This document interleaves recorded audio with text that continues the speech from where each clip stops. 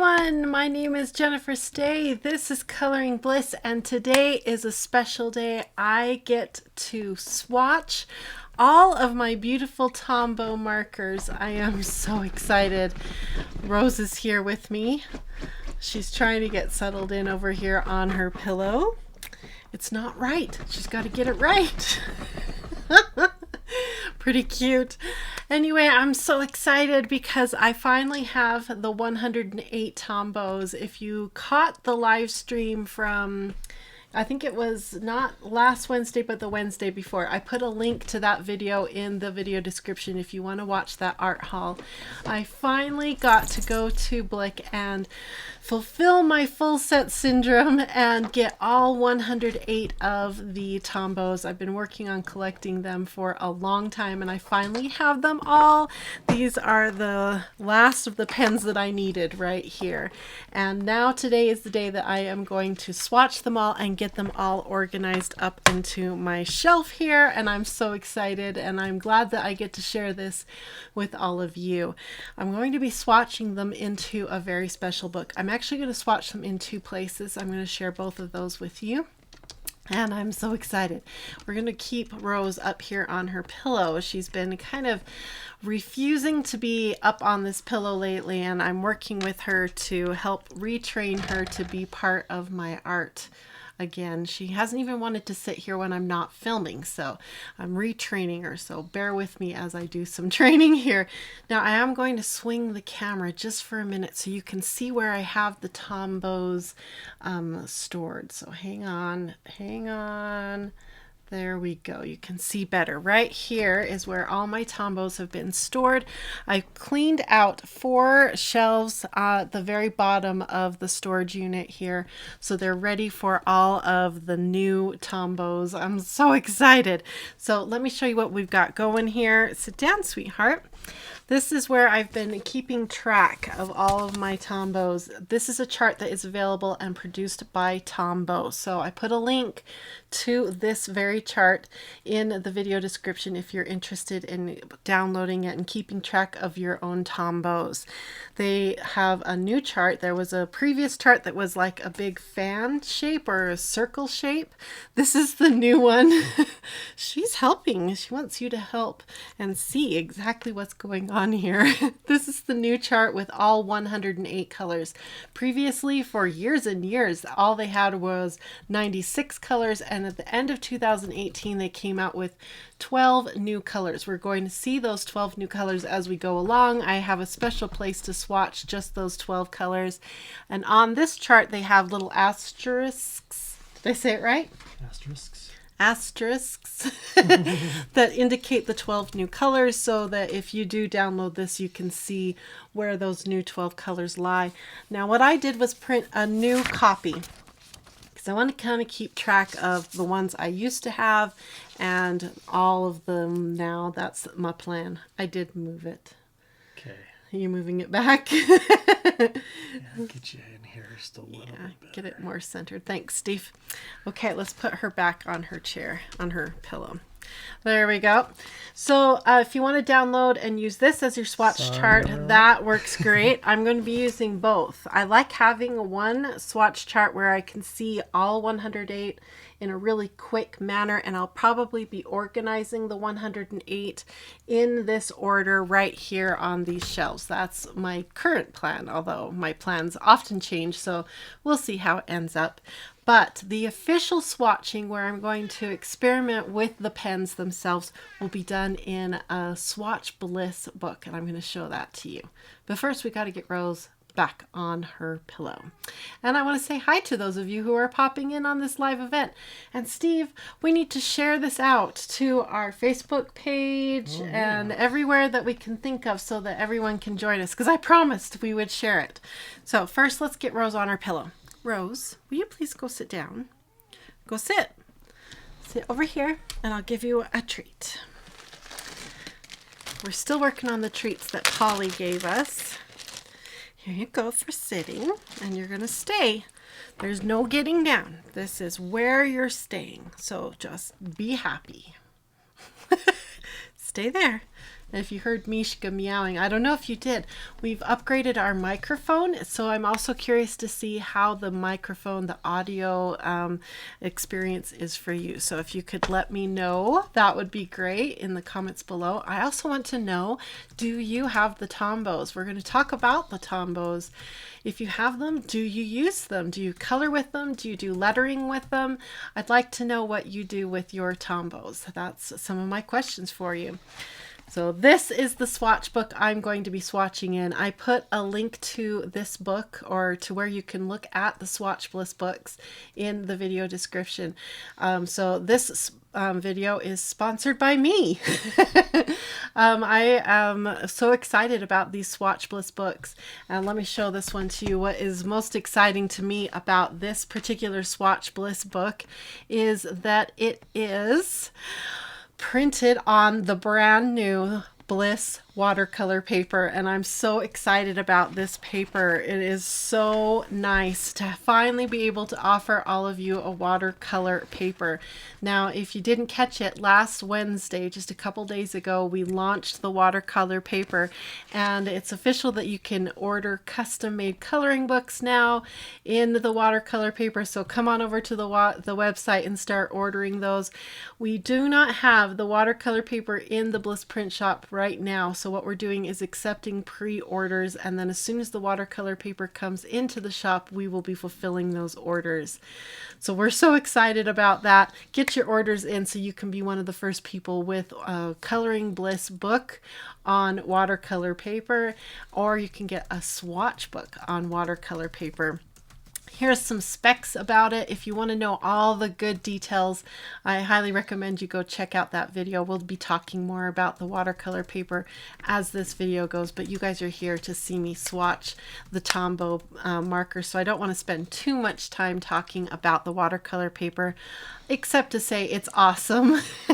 I'm enjoying it thoroughly, and it's doing everything I want it to do, which is act like a watercolor paper. It is a true watercolor paper, which is so exciting. We worked so hard to find a true watercolor paper that we could offer at a good price, and that's what we found. So please come and enjoy it. If you've never seen my swatch books before, this is kind of what the standard layout looks like. It has nice sized squares, different size. This one is Swatch Bliss Volume 2. And the way Volume 2 works is it has some squares for 12 swatches on one page, some for 24. There's the 24. Here is 48. There's 36, and I believe 60. So it kind of depends. Maybe you have a set of 48 color pencils. On this case, maybe you have a set of 48 water-soluble pencils. Well, you can switch right here to this page where there's 48 swatches on one page. Swatch them all, hit them with water, see what they look like. There's space here for the name. You can put the name of the brand down here, and then there's a notes column. I had Steve design these pages so that there was lots of room to write notes. There's room on the top border as well to write even more notes. I wanted to make sure that there was tons of places to write notes. Let me show you what I've been doing here. I'm all set up to swatch the Tombows right here. So you can see I've got Tombow Dual Brush Pens, page 1 of 4 down here, and then I have an asterisk here that says colors added end of 2018, and plenty of room to write the number and the name for each color. And that's the way I'm planning on swatching today, all 108 Tombow colors. So excited about this. So that's what this is here. I've got 4 pages set up. I made a bit of a mistake here, so I just put a piece of paper over it, and it's just fine. And then over here is where all the grays are, and then down here I made a section where I can swatch just the brand new 12 ones that came out at the end of 2018. So that's how I'm going to swatch all of the colors. I'm also going to use the Colorless Blender to kind of dilute some of the color. so we can see what it looks like when it's a little watered down. But I also want to swatch them onto this tracker here that Tombow provides, because this will be a really quick reference that I can look at when I'm working here in the studio. I can just grab my quick reference chart and find colors really quick on the fly. That's my plan. We also have other styles of Swatch Bliss books that you can check out if you go over to my store. So make sure you check that out as well. This one is volume 1, and all the pages are 60 swatch pages. And this one is great if you just want to start on page 1 and just swatch one page after another, one set of tools right after another. And I'm looking forward to using this one because I have a lot of water-friendly tools that I just need to swatch, just have a place to swatch one set right after another, and this book is going to be perfect for that. We also have 2 brand new Mandala Bliss books that you can order, so come and check that out as well. We colored in it on Wednesday and it turned out so good on that watercolor paper. Look how pretty that turned out with some beautiful metallic paints. Had so much fun doing that, so check out that video. That was last Wednesday and we had so much fun, and I told you all about that watercolor paper, so check it out. Okay, looks like Rose is settled in back there, so maybe she's going to hang out with me while I work on the Tombows. So that'll be good. What a good girl. You're being so good. Let me give you a treat for being so good. Now, I'm kind of in charge of the chat by myself today. Steve's going to be popping in and out to help a little bit, but he's got a lot of work to do to keep the website going. He's creating new products and getting everything set up so that the watercolor can be ordered in every book and everything that needs to be available for you guys. So I'm going to try to keep an eye on the chat and work at the same time. So bear with me and we'll do the best that we can and have fun together. So thank you to everyone who's here. Yeah, we got lots of people. Mia Bear says she's really relaxed. Yes, you are being such a good girl. We better give you another treat. Make this just the best experience possible for her, right? Mia Bear says she has the full set of Tombows. Yeah, Jerry's here, Jack's here, Be a Bright, Sparkle's here. We got all kinds of people that joining us. Suzette's here, Joyce is here, all kinds. Yay, I'm so glad we have so many people here. Janice, your mic is great. The only problem is not loud enough for me, and I have my speakers at 100%. We've tried turning it up even louder. I'll try to sort of project my voice towards the microphone. I need to get in the habit of that now, so I'll do my best for you, okay? All right. Be a Bright Sparkle says, I've been trying to get the extra Le Plume, but it's so hard. Oh, that's interesting. Adventures in Coloring is here. Welcome. Thanks everyone for joining. If you're having fun, make sure you hit a thumbs up and let's get started. Should we get started? Are you ready? I'm so excited. Okay, so we kind of have 2 places to swatch everything here. 2 different ways. So let me get this set up. Okay, sit down. Sit down. Like I said, we're going to be swatching in Swatch Bliss Volume 2. And I picked the 36 swatch page because it gives us kind of a nice size square. And I've got it all written out. I used my Micron PN pen to write down all the names of the colors.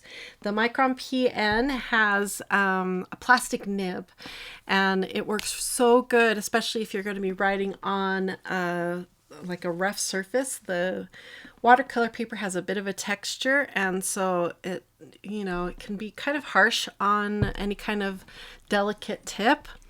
So a plastic nib was perfect for this project, and I love these Micron plastic nibs. Anyway, this is a pigment ink and it's waterproof, fade proof, so it should work really well, especially if I hit this with any water or anything. Any of my writing won't get washed away as we're working, so that should be great. Let's see. Just got people saying hi. I'm checking the chat to make sure I'm not missing anything. Okay, so in this case right here, this smaller case, we have the new markers. And then in this case right here, we can pull down off the shelf the existing Tombow pens as we swatch them. And we got to kind of pull them off and then reset them back up into the shelf. That's the plan. So hopefully this won't be too, I'm wondering if the pens will fit that direction in here. That'll make it easier. So I can slide these this way. Okay, the first one we get to swatch in my book. I'm so excited. Are you excited, Rose? Is 020 Peach. Here we go. First swatch. Woohoo!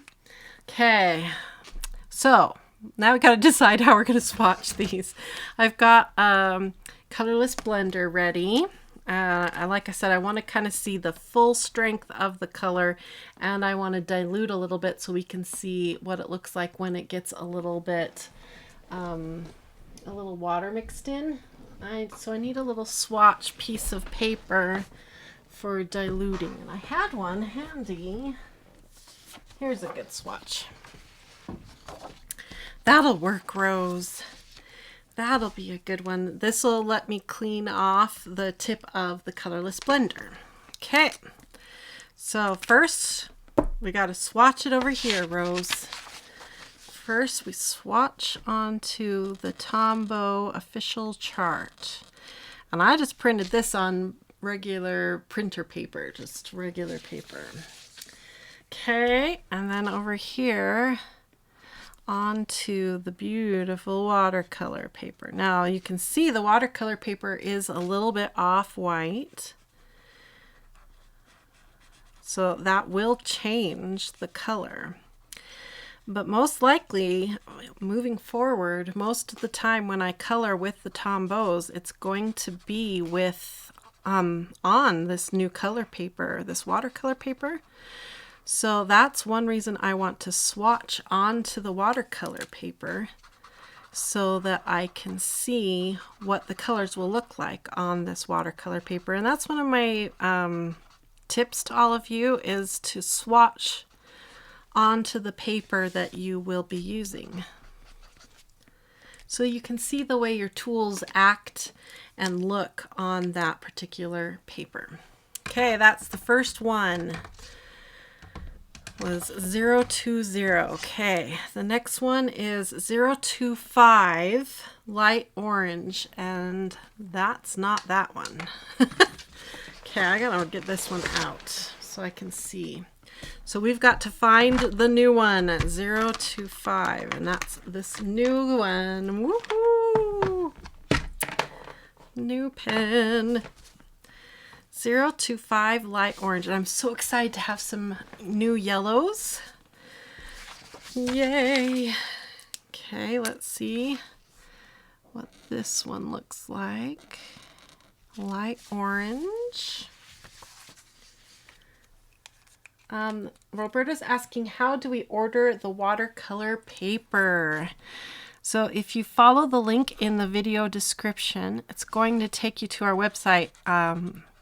And I think I had Steve make the link so it would take you to learn about specifically about the Swatch books.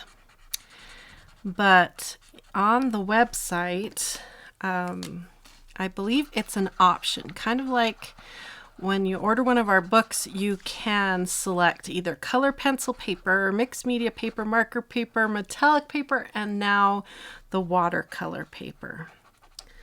That's how it works. Okay, there's the light orange. Okay, and now that goes in that slot now. And the next color is yellow gold, 026, yellow gold. Okay. Tombows are water-based. Yes, Tombows are water-based, and I love them because of that. But on regular paper, that means they streak, right?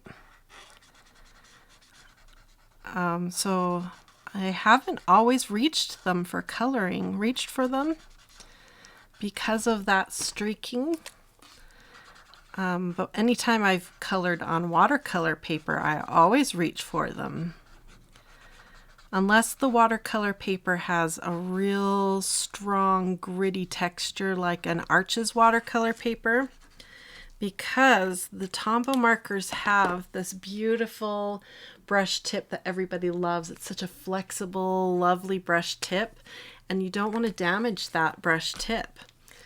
So let's pull these two down. So you got to protect that nice brush tip. Now the texture on this watercolor paper, it's there, but it's not a gritty, rough texture. It's a more smooth texture. So I feel like it's a safe place to use these markers. It won't wear it out too fast. Okay, next one is also a new one, and it's 027 Dark Ochre.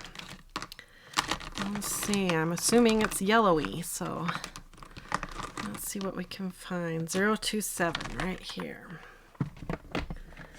027 Dark Ochre. Okay, I did select the watercolor paper. I thought there was a paper bundle for it. I don't know if Steve has that ready yet. I'll ask him when he comes back in the room for you. Okay. Dark Ochre. This one has a lot of gray in it.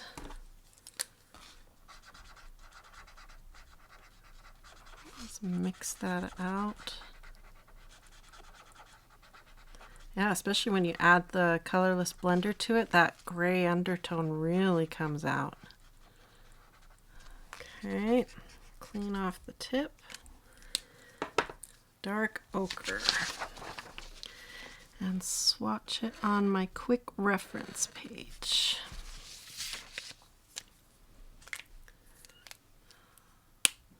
Make sure I get the caps on good. Okay, take a few more out, making room. Okay, 055 Process Yellow I had before, right here. Ooh, such a nice bright, pretty happy yellow.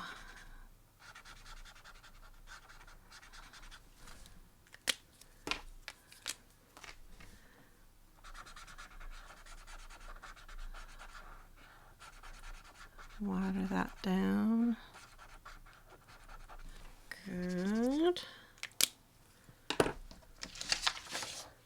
And the quick reference sheet. I sure prefer this over that circular one that they used to have. That one was a pain. I didn't like that swatch chart.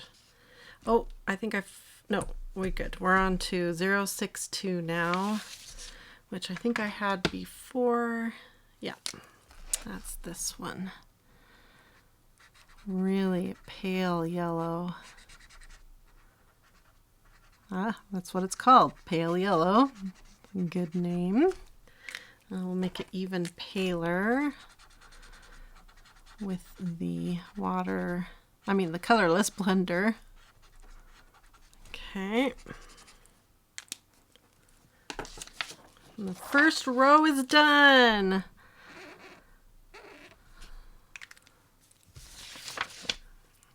Okay, take a few more of these markers out. Woohoo! First row done. Okay, let's see. Happy color, Polly said. Oh, hi, Polly. So on the swatch books, we number the various sets, Helene asks. In the swatch books, you get to set it up any way you want. There's different kinds of swatch books. There's 3 available. This is volume 2 that I'm in, and it comes with different numbered pages. So like this one has 36 swatches per page. There's also a page that has 48 swatches per page. 60. There's a 12 and a 24 as well in this book. I also have volume 1, which looks like this, and it has 60 swatches per page on every single page. So this is a good book if you just want to swatch one set of tools right after another and kind of make it so it's like a stream of swatches. That's what this book is good for here. I like that format as well because you don't have to like find one particular page that works really well, and you just go one set right after another. So that's the way I'll be swatching my color pencils when I go to do that. I think there's a place for both. I also have a volume 3 Swatch Bliss, which is more of a playful graphic oriented swatch book. Has lots of imagery that you swatch into. So you can check that out as well. If you don't like swatching into just plain old boxes, you still want to swatch, but you want to have like more of a coloring page type feel. That's what Swatch Bliss 3 is more like. Thanks, Jennifer. So for the polys and chromos, for those, I'm going to be swatching into more of a volume 1 type book because I already have all of the polychromos, and I already have all like the Prismacolors, so I can just swatch them one right after another. I think that will work really good in a volume 1 type setting where I can just go all of the polychromos, then all of the Prismacolors, and all of the, I don't have all the luminants, but all that I do have of the luminants, one right after another. So yeah, okay, let's see. Good. Oh no, I see another a swatch book in my future, Polly says. Okay, the next one we're going to swatch is 076, I think. Or are we moving to, yeah, 076. Is this a new one to me? Yep, a new one. So Steve, I think I've answered, they had a couple questions about ordering. Will you come look and see if I answered them all? 076 Green Ochre is a new color to me. Ooh, has lots of yellow undertones. That might be a good dark yellow. Very good. We're always in the hunt for a dark yellow. Okay. That may be our dark yellow. Mia Bear says she needs to swatch hers. Some people really like to swatch, and other people, it's not their thing. I don't think Steve would enjoy swatching. What do you think, Steve? Are you a swatcher? Probably not. Okay. I'm just going to take all of the pens out of that top row.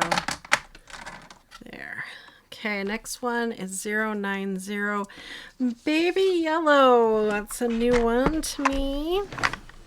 I'm going to kind of get all these. Ah, that's the yellow. 090 Baby Yellow. New yellow. Ooh. Okay. So did you answer Roberta's question, Steve? How do we order the watercolor paper? I think I did.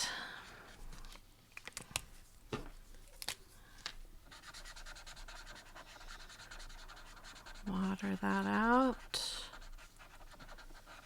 That's a pretty color.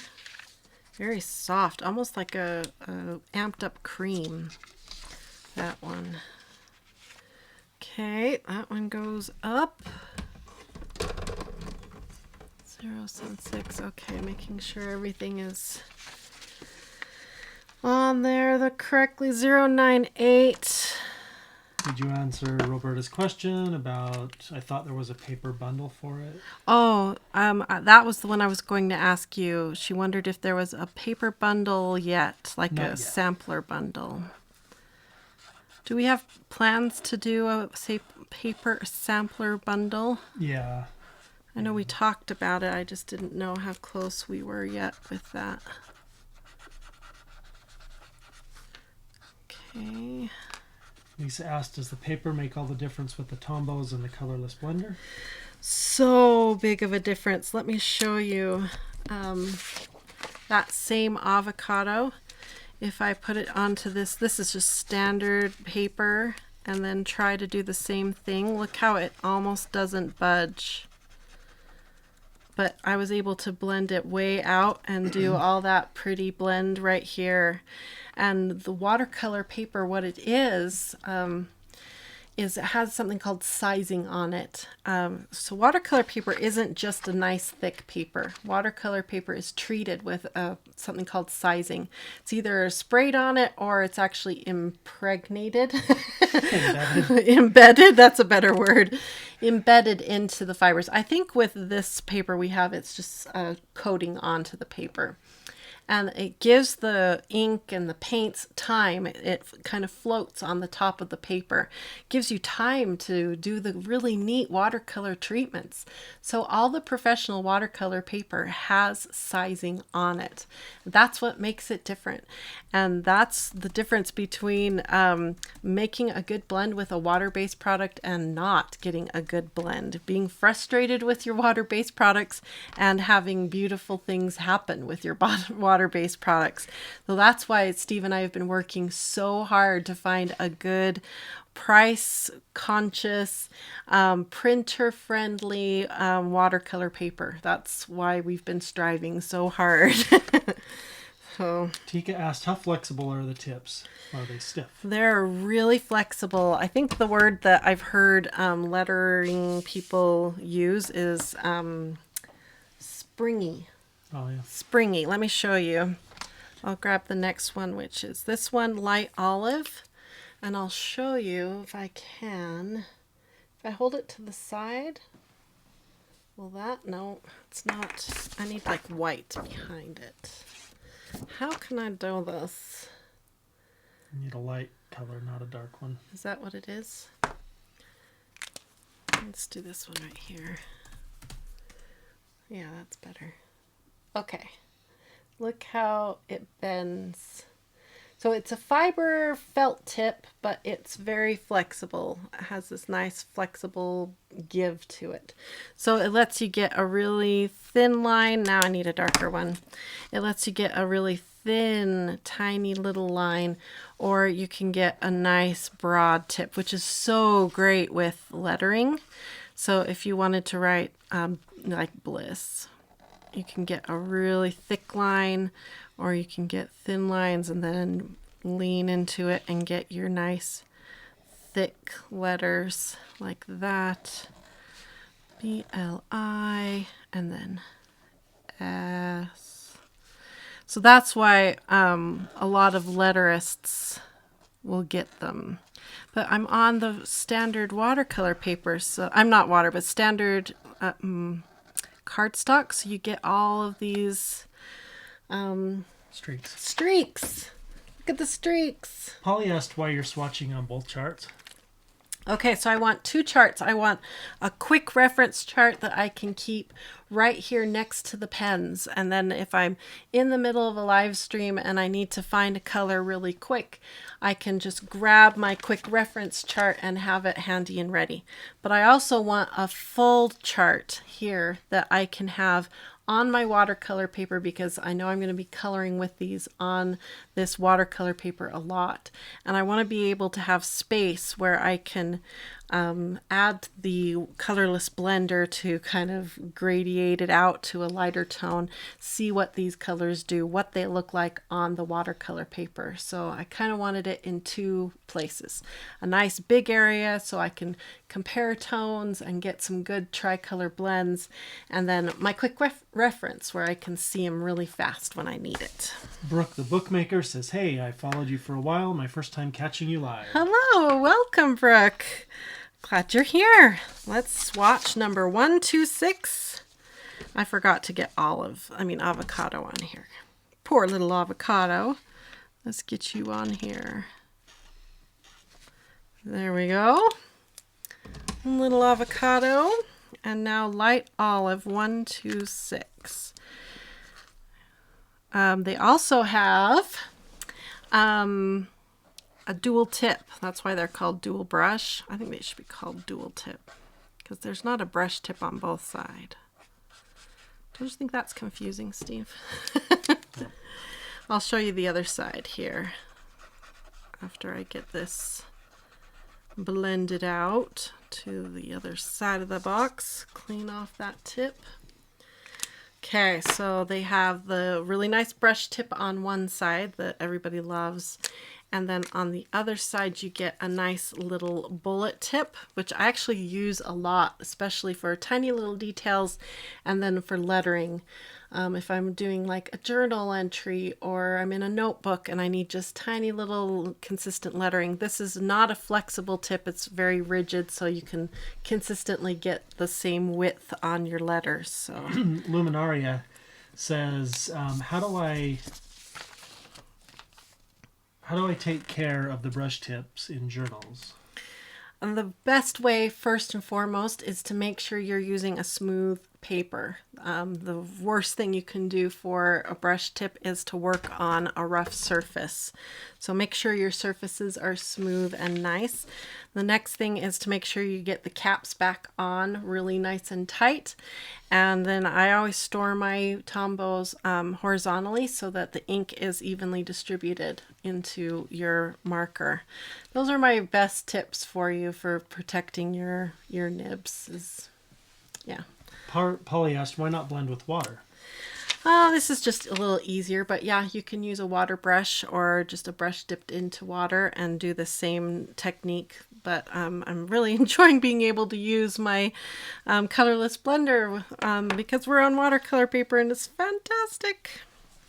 Okay, this is our very first of the new 12 colors from 2018. Is this lemon lime color. Hello, new color. So I'm going to swatch this in a couple places. Right here first. Lemon lime. So I don't know how many years they went without releasing new colors. Does anyone know how many years they went with just 96 colors? Just. Now they have 108. So back here on page 4, I have it set up so I can swatch the 12 new colors right here. And I'm not going to bother with doing a gradation. I'm just going to swatch them full strength back here so we can see the 12 colors on their own when I'm done. I'm so curious. I think this kind of goes along with what you're doing, but Roberta says, I have swatch books, but still haven't figured out the best way to use them yet. There's lots of different ways to swatch. In fact, I swatch, as you can see, I swatch multiple times, multiple ways for multiple purposes, and sometimes just for fun. I love my tools. My art tools inspire me, and swatching is relaxing to me, and I find a lot of joy in just swatching. So I have some swatch books that are quick reference, like this. Just grab them and you got a quick, tiny little color swatch that maybe that's all you need. Is just a quick little, oh yeah, that's a good blue, and away you go. Sometimes though, you need a bigger swatch color with a gradation of color so you kind of see the full spectrum of what that color can do. So to have a larger square, a space that you can add lots of information next to it is really important, and that's why I had Steve design swatch books like this. And then I have other swatch books where I keep with the swatches, like they're in sheet protectors in a 3-ring binder, and I keep with it all the little leaflets that came with the set of pencils and anything I print off the website that may, sometimes the light fast information you can only get online. So I print all that off and keep all that in a 3-ring binder. So that means like my Prismacolors have been swatched probably 4 or 5 times, and they'll be swatched again because I just like to do it, and I like having them in different places, and sometimes they come with me and they're packed right in with my Prismacolors, and then I have another swatch in another place. So going along with that, Polly asked, why did you separate out the new colors? I want to see what the 12 new colors are. I want to know why they picked those 12 colors. I am really curious. If you had to pick 12 new colors for your favorite set of tools, what 12 colors would you pick? I've been pondering this. If I got to choose 12 new colors for Prismacolor, what 12 colors would I pick? Like, can you imagine the pressure they had? If someone came to you, you worked for Tombow, and someone came to you and said, you get to pick 12 new colors for Tombow Dual Brush Markers. Can you imagine the pressure? Because you're not going to satisfy everyone. No. Especially where it's only 12. Yeah. Luminari asked, would you recommend the Colorless Blender? Yes. I love the Colorless Blender. You can do lots of different kinds of techniques with them. You can even refill them. You don't necessarily need to buy a new one. Like mine gets all stained up, but that doesn't matter because you can, as long as it's running clear. Like I have a thing over here that I keep cleaning the tip off, but it's going to get stained, and that doesn't matter because it just... But you can refill them and keep going, so they're Lisa great. says, I swatch more than I color. Yes, because it's so fun, isn't it? But that doesn't matter, because if you're getting joy and you're enjoying your tools, that's all that matters. Okay, so I am swatching the 12 separately because I want to look at them and kind of go, why? Why those 12? That's why, Polly, why I want them in a separate place. Okay, we got to take more pens down here. Jenna says, I know that 15 years ago Tombow had 96. 15, wow. So it's been a long time. Okay, Gray Green 228 is our next color. Be a Bright Sparkle says the difference in paper is interesting. Mm-hmm. The different color, we're going to see a difference here. Like the chartreuse looks different, see? Between the two colors, the two papers. 228 Gray Green. Polly says Leia is watching with her. Oh, even giving her lots of kisses. So sweet. Little Leia. 228 and 228. I had a little trouble when I was transferring the names into my swatch book. I made a few mistakes, so if you guys are confused why some colors are where they are. Loves to Makeup says, I would suggest holiday colors. Oh, yeah. That would be fun. Joan asked, how can you refill the blender? You can, let's see, it was Lindsay the Frugal Crafter has a formula, and it's part glycerin, part water. Another reason to have glycerin in your arsenal, right? Let me see if I did that right. 228, 228. Okay, you can now go up on my shelf. Luminaria asked, is typical journal paper smooth enough for the brush tip? Yeah. Journal paper is typically really good. It's when you get into mixed media paper and watercolor paper that you need to be careful. So you're probably good to go. Okay, I'm going to pull all these blues out here. And you belong right here. Loves to Makeup asked, to swatch Polychromos, Prismacolors, and Copics, what paper on the sketchbook do you advise? So colored pencils and alcohol markers. First off, I would think about where you're going to be using them. So for instance, I know I'm going to be coloring, now that we have watercolor paper, I know I'm going to be using my Tombows coloring onto our new watercolor paper a lot, and that's why we're swatching onto the actual paper I'm going to be coloring a lot on. So if you're going to be using your Copics on a certain kind of paper a lot, you want to swatch onto that paper so you can see exactly how those Copics look on that paper. How do they act? How do they blend? That's where you want to see it. And then color pencil acts totally different on like a nice smooth marker paper versus a nice toothy paper. So again, think about where you're going to be coloring with your color pencils and swatch on that paper. At Coloring Bliss, we have a paper for color pencil, we have a paper for mixed media, we have a paper for markers, and now we have a watercolor paper. So because when you match up the right tool with the right paper, all of a sudden everything gets easier. Your blending gets easier, the laydown is easier, all the techniques that you've always wanted to try, all of it gets easier if you have the right paper. So that's why we've gone out of our way to have the right paper for the right tool every time. So it makes so a as big far difference. as if you're going to be coloring with colored pencils and alcohol markers at the same time, then we'd recommend the mixed media paper. Our mixed media papers is good all around, in between. Has a little tooth. Little tooth, but not so much that it'll hurt your markers. That kind of in between good place. And Luminaria asked, watercolor paper is fine for the tips? Yep. This watercolor This paper. watercolor paper. Like I have some really nice, high, expensive, professional watercolor papers called Arches. And I would never use my Tombows on that paper because it's so gritty. It would eat up these tips. So I would never use it on that paper. I don't think I could get through writing the word bliss without destroying the tip of that marker. Okay, so we got 195. Light green, and you belong right there. Next one, asparagus, 192. Where are you, asparagus? Yeah, Polly says paper makes all the difference. I never believed it before. I didn't believe it for so long. I totally thought it was a marketing ploy to get me to buy more tools and stuff at the art store. New marker. Mia Bear says I use the Hammermill paper for all my markers. Hammermill makes good paper.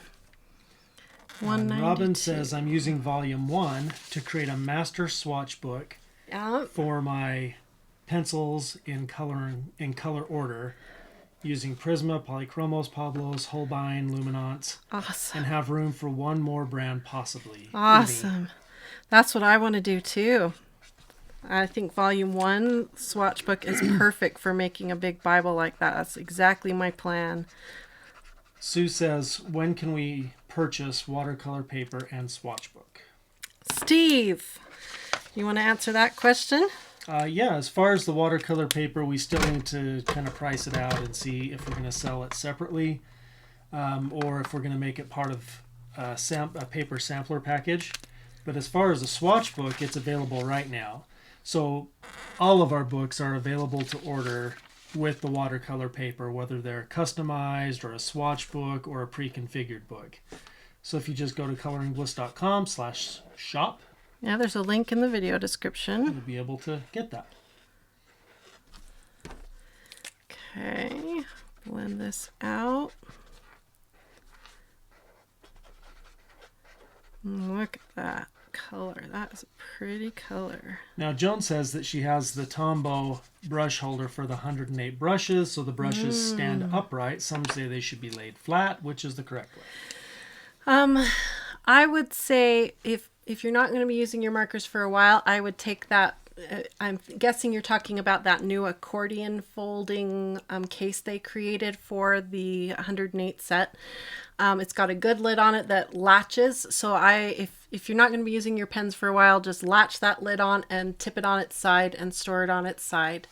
And then when you're using it, don't feel like, oh no, I have to keep them on their side, and don't be obsessive about it. Go ahead, stand it up, use it the way it's intended, and then when you're done, if you know it's going to be another week or so till you use them again, fold it up, put the lid on, and set it on its side. The idea is when it's on its side, that little cartridge inside that holds the ink uses gravity, and the ink will disperse evenly between the two tips, so that when you take that cap off, there's ink on both ends and you're good to go and you can use them right away. That's the concept. I kind of follow that concept for every dual-ended marker that I own. Some marker brands like Copic, they say it doesn't really matter. You can stand them on their tip and it's supposed to be vacuum sealed or pressurized or something in here.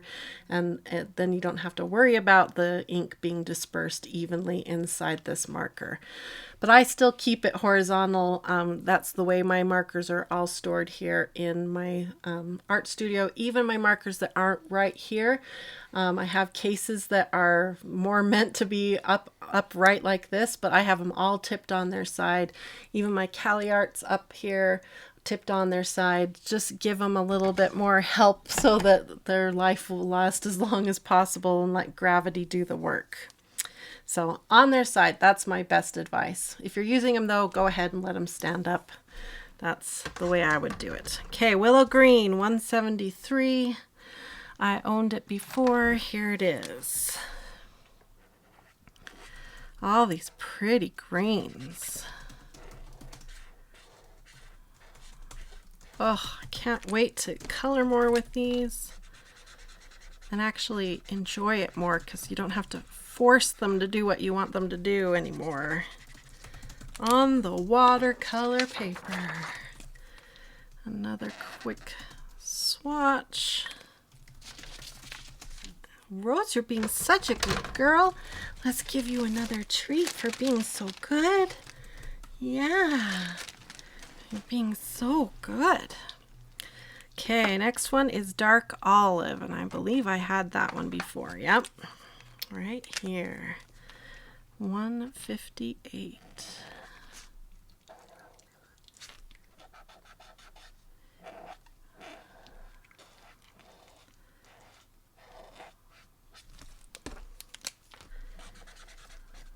Smooth that out. I have like 3 colorless blenders here, and I think I have 2 more colorless blenders in my other book. I just seem to collect colorless blenders because I keep buying like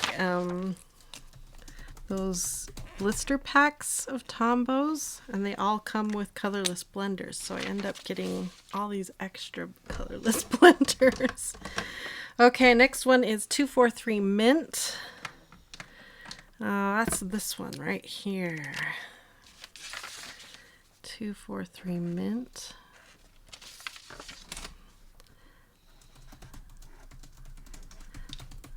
I think what happened was I popped onto Instagram for part of this time when I was writing the names, just to tell everybody on Instagram that we were going to be doing this, and I started writing names in weird places and things kind of went astray.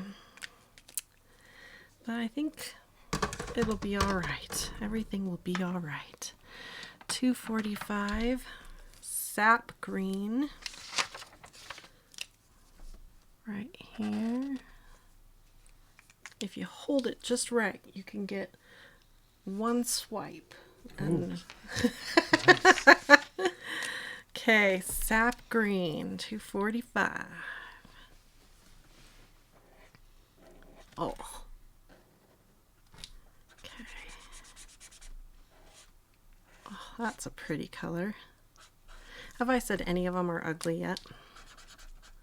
Is there such thing as an ugly color? Uh-oh, I know someone who will say there is. Do you think there are any ugly colors, Steve? Do you have a color that you don't like? Yeah, probably. There's probably some. Which color would you say is a color you don't like? 249 Hunter Green. I had that one too, yep. Yeah, I don't know. I'm trying to think if there's a color I don't like. I think there's probably color combinations that I don't like, but I don't know if there's an actual color I don't like. Helen just donated. Helen! Lost in makeup. Oh, thank you so much. We better give Rose a treat to say thank you to Helen. What do you think, Rose? You're causing FSS for several people. Oh, I know the feeling. How long did it take me to get the full set of? It's been a couple of years. It has taken me some time, you guys, to get here. And I've had people donate. Was it Amy who donated to the cause? Helen. No, this was Helen that gave us this donation. What was it? Loves to make up. Loves to make up. This little treat for Rose is a thank you to you for donating to our channel. It was Amy, right? That met us at Blick. Oh, yeah. And gave me a bunch of Tombows. So, and then a Tombow at one point sent me a few, but that was a while back. Polly, she just donated too. She said, so glad I caught this afternoon. Oh, Polly, thank you. You are so sweet. We better give Rose a treat. And these are one of the treats that Polly gave me to give to Rose. So it's a Polly treat from Polly for Polly. Oh, that's confusing. Thank you, Polly. Here you go, Rose. That's from Polly. Okay, we got 249. Did I put it away? I'm getting confused now. 249, 249, 249. Okay, 277 is our next green. Right here. Ooh, we're almost to a new color. Oh, sorry, loves to make up. She says, are you saying it's Helene? Oh, how do you spell it? I don't, Helene. Oh, yeah, I bet it's Helene. She says, I hate Helen. I bet it's Helene. That's pretty. Thank you for correcting me. Yeah. So I think you do so good with names, Steve. I would... Anytime I try to do it, I really do a terrible job at names. Oh, thank you, Lisa. Lisa. Do you know what that means, Rose? You're going to get another treat. Well, see, sitting up here next to me is really worth it. Don't you think? It was Lisa? This treat is from Lisa. She says, yes, Helene. Thank you so much, Lisa. Okay, we have reached another new color, 291. This is one of the new colors. 291. Is that Mishka? What about me? What about me? 291, brand new color as of 2018. Lisa says, thanks for all your knowledge. Oh, thank you. I sure appreciate all of you. Ooh, that's a pretty color. So this is sort of green with blue undertones here. Blend that out. Okay, we're going to swatch it in two more places. Right here on our quick reference chart. And back at the back where we're keeping track of the 12 brand new colors. Oh, look how pretty those two colors look together. Polly says, good thing they're in low calories, LOL. Yeah, no kidding. Luminaria says, but they do say that the original Crayola's broad tips are actually good for thin and thick lines for the lettering. Yeah, they do really good. They're a really good, inexpensive alternative, and there's a lot of great videos out there on doing lettering with Crayolas. The Crayola Super Tips and the big old cheap ones that you can get, the kids ones. Oh, really? Are great for lettering. These ones have just that nice springy flexible tip that is just so satisfying when you lean into it. It just bends, and so you can get a nice flow to your letter. Okay, clean off that tip. That's green, 296 green. Okay, we're 2 rows in. That goes there. Okay, we got to pull out some more pens out of my existing storage here and make room without knocking off more pens. Okay. Next one is, that's a new one, Bright Blue. And it's over here on this one. See, a little bit confusing how I did this. That's all right. Bright Blue, number 403. That's 401. I might as well get the blues out because we're heading into blue world here. 403. Looking for 403. Are you 403? There's 403. Okay, I kind of got all the blues on top. Okay. So this is one of the brand new for 2018. Here we go. Ooh. Kind of cyanish, don't you think, Steve? Yeah. Brooke asked, do they feel like a Copic brush tip? Ooh. A little. Maybe a little. Oh. Now I want to test. Now I want to do a side-by-side. Okay, clean the tip off. 403 is right here on my quick reference chart. And 403 is right here.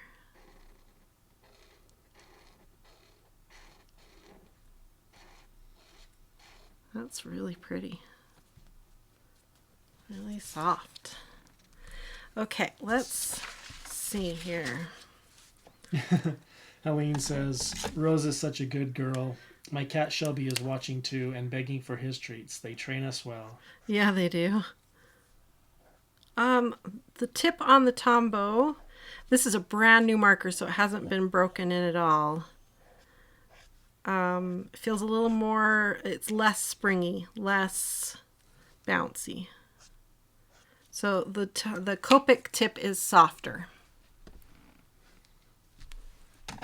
That's my first impression, but this is a brand new, that's like the first time it's been used.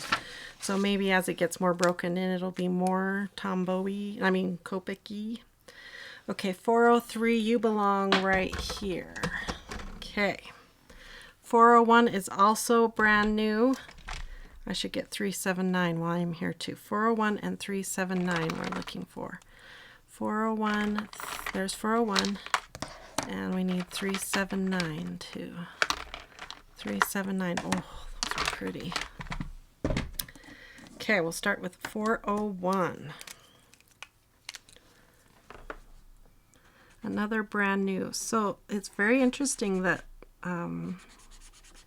this is basically a light version of Bright Blue, and yet they called it Aqua.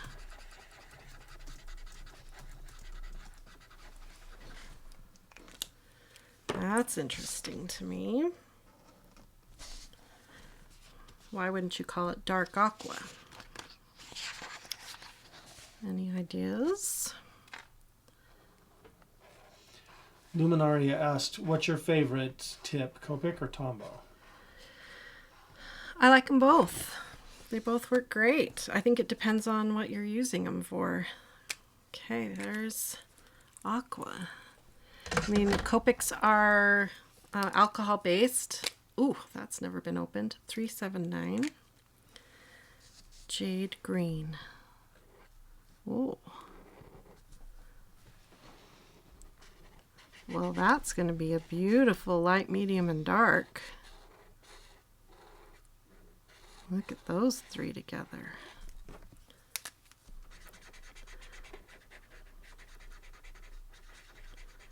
Yeah, you water that out and it looks very similar to the Aqua. Maybe a little more gray. Clean that tip off. This poor Colorless Blender is going to be really stained by the time we're done here. 379 on the quick reference. And one more swatch for him. Right here.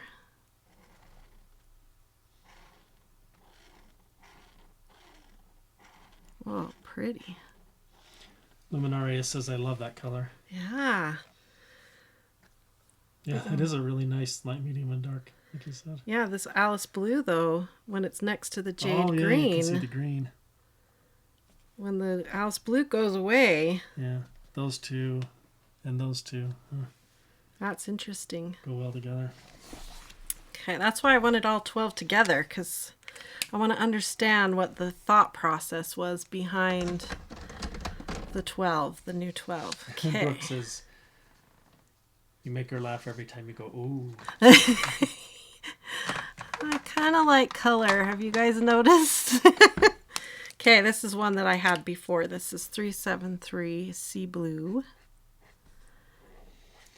Jerry says, and my other half is doing a diamond painting while watching this. Oh, That must cool. be Jack. I haven't tried diamond painting yet.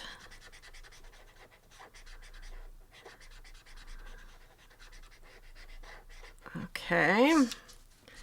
There's Sea Blue. I'm curious to see if my Colorless Blender makes it through this whole thing. Like how much juiciness is in one Colorless Blender.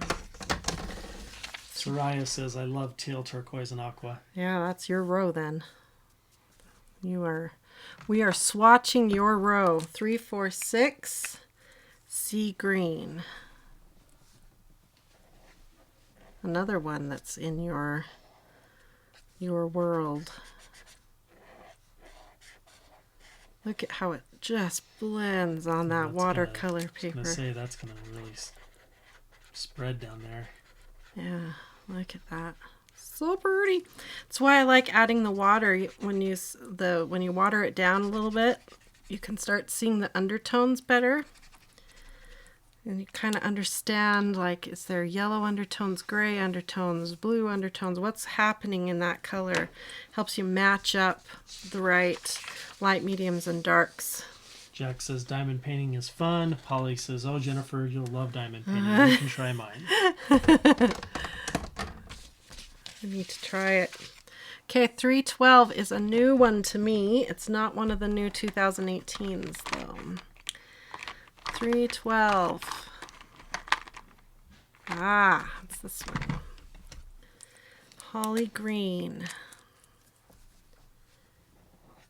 Whoa. This one's got a lot of gray in it.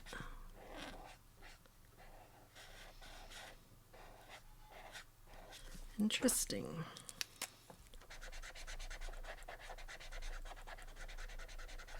That one doesn't want to blend. Interesting. Okay. 312. You're going to go right there. Looks Be a Bright pretty. Sparkle says, diamond painting free zone. Daren't to get addicted to anything else. Mia Bear says, I haven't tried it either. It's kind of how I have felt. I haven't even watched like a YouTube video about it because I'm afraid I'll get addicted. Okay, 407 is one of the new 2018 colors right here. Robin says, I couldn't get into diamond painting, but I do counted cross stitch and needlepoint for competition. Ooh, neat. Now that's detail oriented. Jerry says, I used to hate green until I started coloring with it. Isn't that interesting? Kind of start appreciating different colors. Okay, here is another teal color. This one's called Tiki Teal. This one reminds me of Bora Bora. That video we were watching of Bora Bora. Patty says, I guess I'll need a watercolor paper swatch book. Oh, yes. Okay. Now we swatch it onto the new with the other new ones. Let's see how it sits with these new ones. Tiki Teal. Well, you look a lot like bright blue. Maybe a little bit deeper color. Interesting. A little more vivid or something. They're so similar. Yeah. Why? Like, did they feel like they didn't have enough blues and Yeah, blue look at all the blue-green. There's even another blue coming up. Interesting. Like I said, if you had to If you got to pick new colors, Copic or I'm still saying Prismacolor. Prismacolor has not come out with new colors in a while. So Prismacolor comes to you and says, you get to pick our next 24 colors. We're going to release 24 new colors. What colors would you pick? I think it would be the hardest thing ever to choose. Yeah. Okay, 443 turquoise. Is it turquoise or turquoise? Oh, this one is like... Those previous three there, they do look like a really nice light, medium, and dark, don't they? Yeah. And this one is really a brighter blue. Like these have green undertones. Is that what you're seeing? My undertone master? I don't know about that. But... I do. 4, but 4, yeah, 3. wow, those three are really nice, light, medium, and dark. Oh, I capped. Are they all three new? They are. Everything with an asterisk is the new for 2018. It's almost like they did that. Look, because it looks like a light, medium, and dark, kinda. That one's yeah.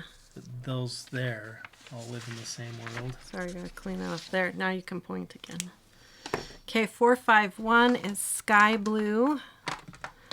I wish they had the names of the colors on the Tombows. All they have is the number. Did you know that? And it frustrates me because I love the names. I wish they were on the markers. But maybe it's more friendly for different languages because the Tombow comes out of Japan. Oh, so maybe just having the name, the number is more, makes more sense internationally. 451 Sky Blue. All right, here, I'll turn this so you can see it. Okay, Steve's going to go back to work. So we're back to just me running the chat. So I'll look up and read the chat ever so often.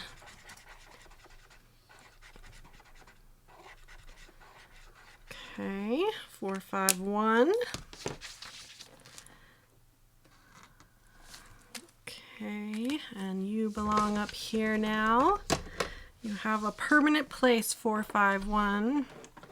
452 is our next color, Process Blue. Right here, 452.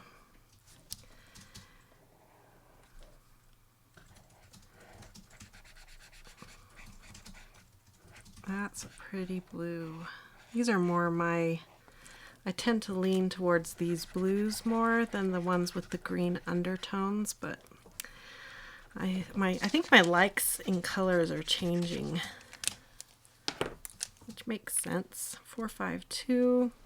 Oops, I forgot to swatch it on my quick reference sheet. There we go. 452. Now 476. So this is Cyan. 476. We've been, Steve and I, well, I have been, and Steve's been helping me, learning about CMYK color theory, and it's so confusing.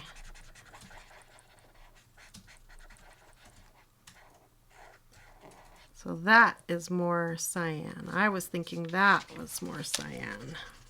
Shows you how much I need to study cyan color schemes.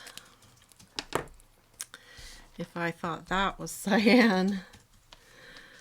Okay, 476 on the quick reference sheet. One more on this, and then I'll look up and read the chat. 491 Glacier Blue. Oh, that's a really light blue. Almost can't see it. I wonder if you guys can even see that color. I'll try to double it up. You can see it. Not even worth watering it down, but we did it nonetheless. And on the quick reference. There we go. Okay. Slide these markers over, and I'm going to bring down more pens off of the shelf so I have more room. Okay. Very good. Let's see. I would like more light and pastel colors. Ooh.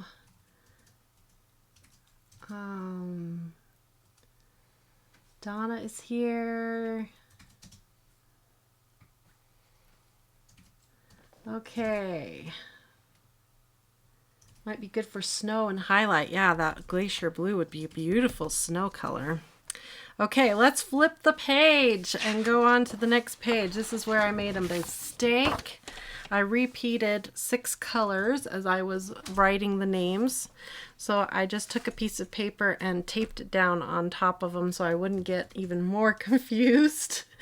And started again. So here we are with a 535 Cobalt. So I believe I already had that color. Did I have 535 Cobalt before? No, this is a new color to me. So we go into this tray to find it right here, 535 Cobalt. Okay. Deanna says, trying to post a question and it will not let me. Interesting. Try again, Deanna. I'm looking now. And hopefully I'll look up here again in just a second and hopefully I'll catch your question, Deanna. Steve's over working on his computer for a little while. Okay, let's blend that out. That's a pretty blue. So it's one good thing about having all the colors on one page here on my quick reference page is all the blues are going to be split up onto 2 pages. So this way with my quick reference page, I can see all the blues on one page here. So that'll be handy. Okay, Cobalt Blue, you're going right there. Okay, Peacock Blue is the next one I'm looking for. 533, did I have that one before? No, another new one to me. 533, yep. Right here, yep. Peacock Blue. I want to try Tombow's Where to Order. Better than Color It. Better than I Need Your Help. The best way to try Tombow's. They come in blister packs of, I believe there's 12 in a blister pack. And you get 1 colorless blender and I think 11 different colors. That's the most cost-effective way to order Tombow markers. That's the lowest price per marker. That's how I started out. Now they do have duplicates when you order that way, so you kind of got to pay attention to that. So like they have a Brights palette and a secondary palette and a landscape palette, but they don't, like you might get a couple duplicates from if you ordered all the blister packets, just so you know. But that's a really great way to try the Tombows if you'd like to give them a whirl. The Color-Its are a brush tip water-based marker and they're fun too. I really like them. They work really good and they come in a nice canvas wallet. So that's the difference between Tombow Dual Brush Pens and the Color-It watercolor brush pens. Sometimes they're on sale at Michael's. Yep, you can use a coupon. Oh, there's 10 in a package. Thank you, Mia Bear. 9 colors and a colorless blender. You can get 6 packs now. Yep. They also have 20 packs. Oh, cool. Yeah, so that's how I would recommend if you've never bought any and you just want to give them a try. That's the best way to do it.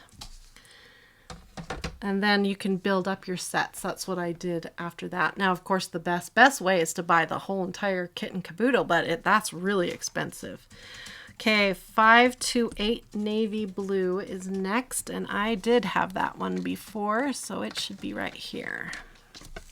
528 Navy Blue. right here. This one has a lot of gray tones in it.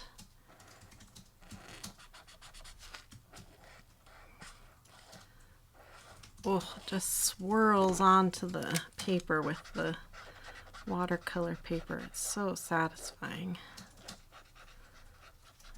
Okay. Clean off that nib. Okay. And you go right there. Next one is 526 True Blue. Okay. 526 True Blue. Another one with lots of gray undertones.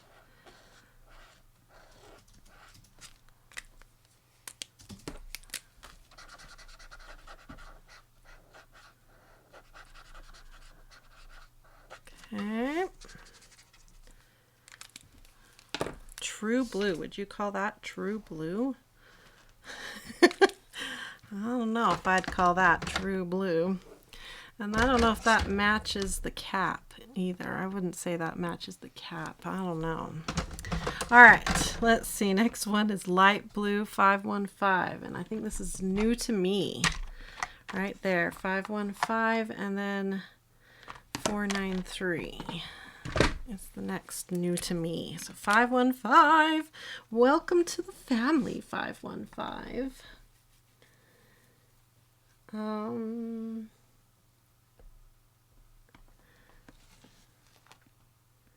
Pretty top, Jennifer. Oh, thanks, Polly. Yeah, it's another one of these like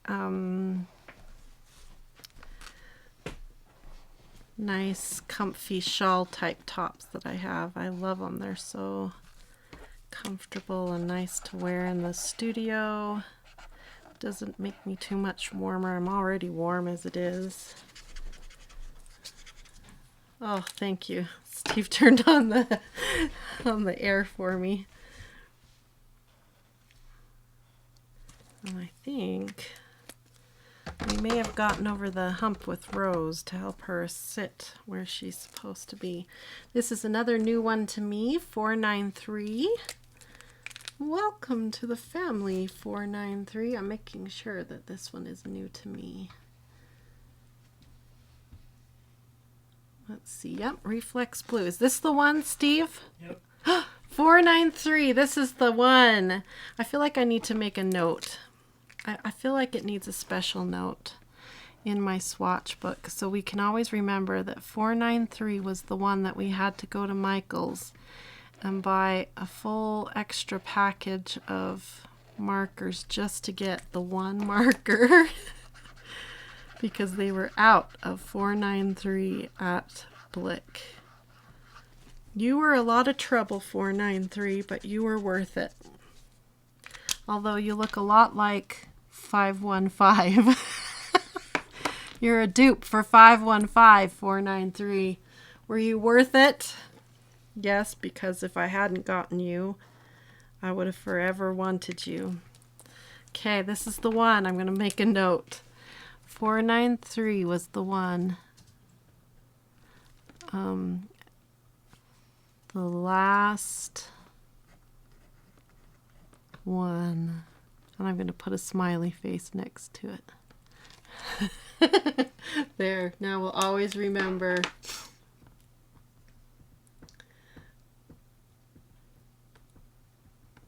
Okay. Let's see. Do you like best Shazam show in the summer with... Oh. I waited and watched every day until I could... You guys are sharing the prices that you guys got. Sometimes Tombow sells their big sets on sale on their website, but usually the best prices I have found have been through Dick Blick. But I don't think you can get the full 108 color set yet through Dick Blick. You can get them open stock, but not the full set. Okay, 553 Mist Purple right here.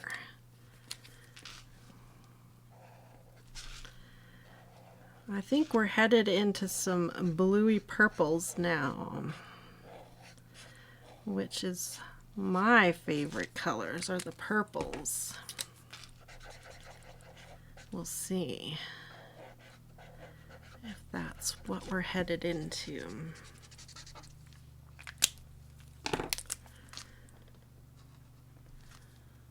Okay, mist purple. I'll put you right here. Now 555. I should have right here. Yep. Ultramarine. Whoa, that one looks really vivid. Look at that color. Whoa. Ooh, when you water it down, you get a different undertone. That's interesting.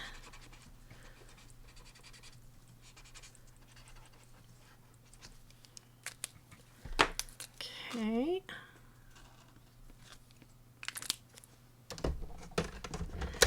Now, 565. Did I have that one? Yep. Right there. Oh, big sigh. Yeah, this one is definitely leaning towards blue violet. It's called Deep Blue.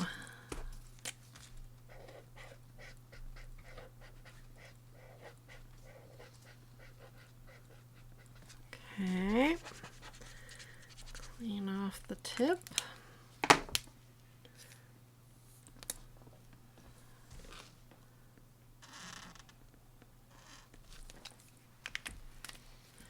Next one is a brand new one. This is one of the 2018 new colors.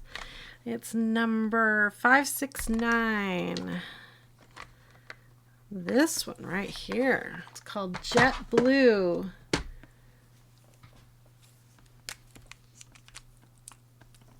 Here we go. 569 Jet Blue. Whoa. A lot of gray in it. I'm curious to see what happens when we hit this one with the Colorless Blender. So it's kind of a violet type color, but lots of gray in it. Interesting.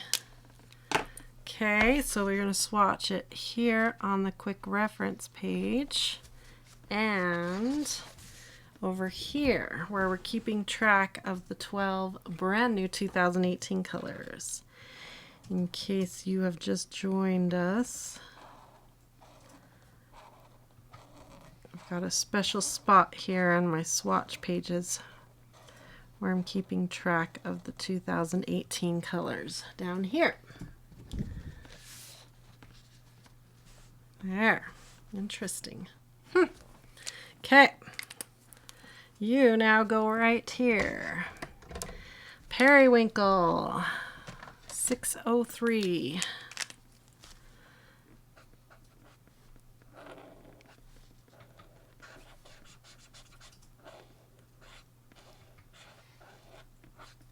Pretty color.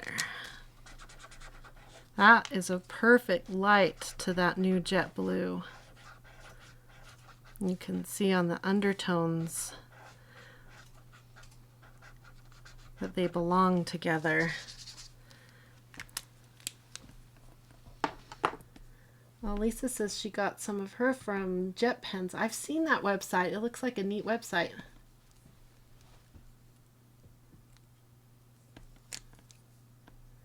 Loves to make up. There is a link in the video description with this chart. It's from Tombow's website and it has all the colors on it. That's the best place. They have all their colors listed in several places on their website, but I love this little chart. It's a great reference to keep track of your colors. In fact, it's called the 108 Color Tracker. So that's a good resource for you. Okay, violet number 606. Right here. Oh, pretty.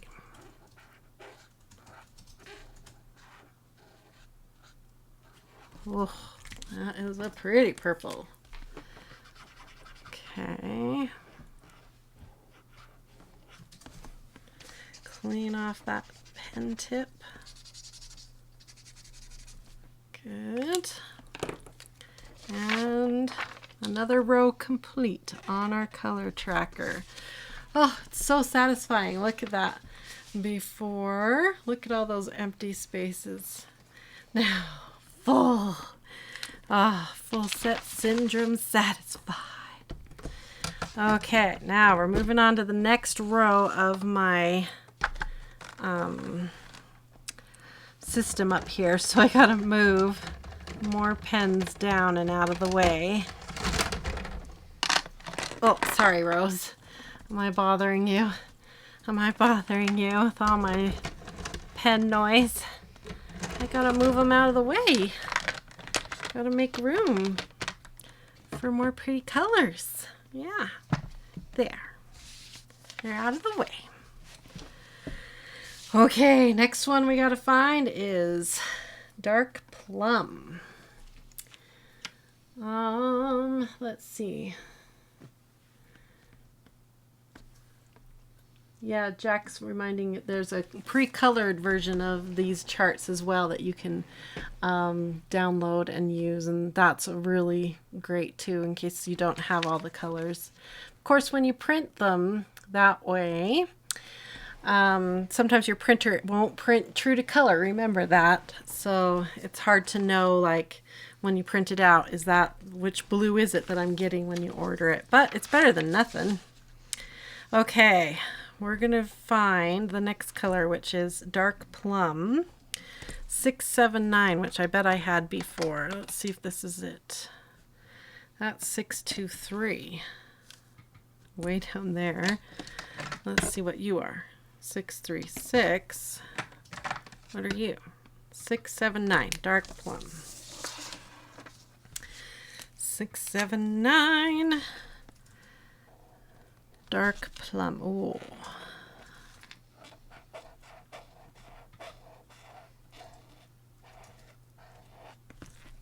Okay.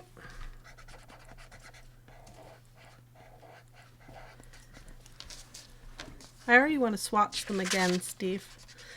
You want to swatch them again? I haven't even finished yet, and I want to swatch them again. 679 Dark Plum. I'm having so much fun. Okay, 1, 2, 3, 4, 5, 6. So you belong right here on my shelf. Ooh, look, it's like turning gray in the middle. That's interesting, the way it's drying. That's interesting. Okay, Deep Magenta 685.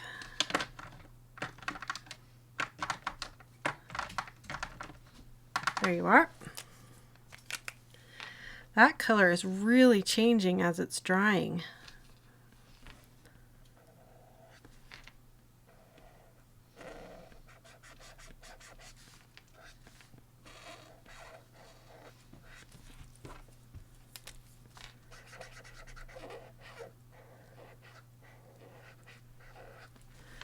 Okay.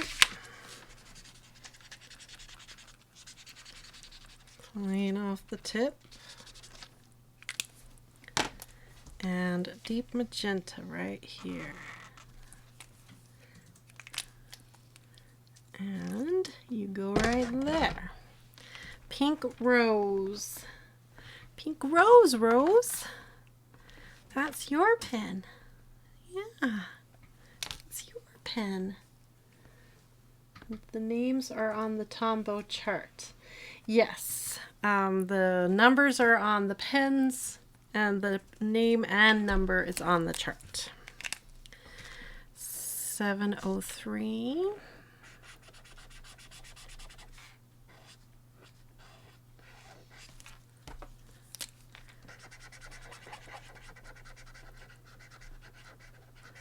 Good.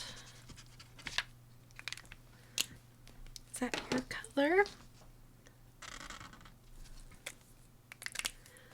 Pink rose. Now pink. Did I have that color? I didn't. This is new to me. Pink. 723. Right here. 723. Not one of the new 2018 colors, just a color I didn't have. 723.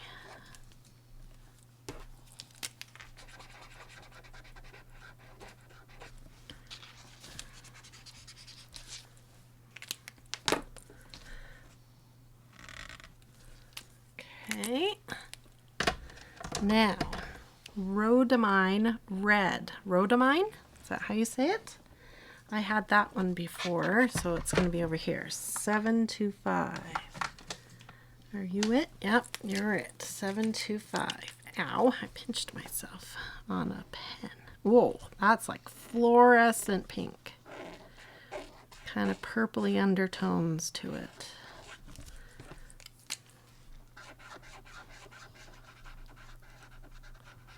Whoa. Okay.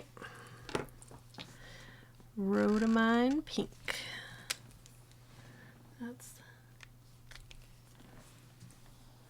That's the one I bought. Single. 703 pink rose. See, that's why I love right on the side, because she's my pen.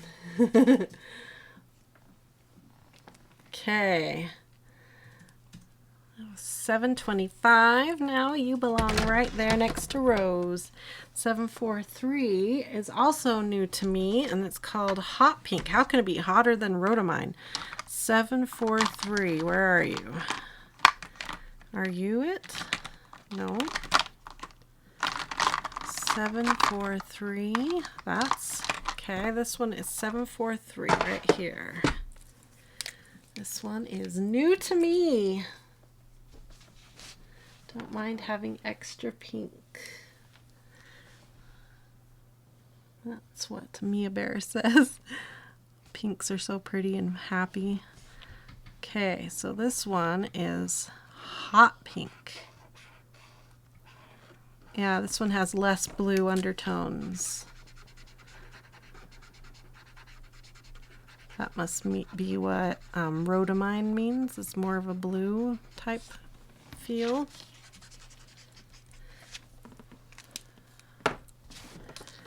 Okay, hot pink. Yeah, I'd call that a hot pink. All right, I'm still confused by that dark plum, how it dried out that way. That's weird. Well, welcome, Carolyn. I'm glad you're here. Okay. Royal Purple is our next color, 676. Right here. Looks like it's going to be a red violet type color.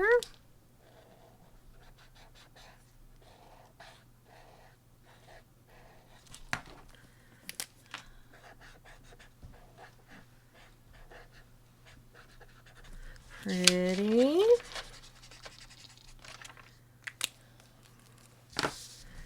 Okay. And you're going to go right here. Orchid is 673. Well, that's really light. I was not expecting such a light color. Good combination with that royal purple.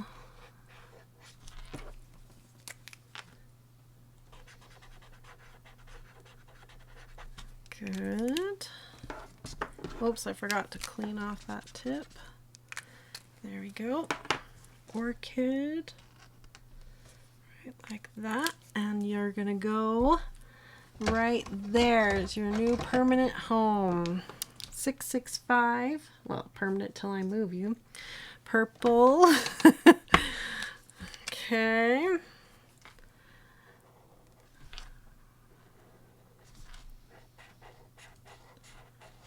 A much brighter purple. A little more pink in it.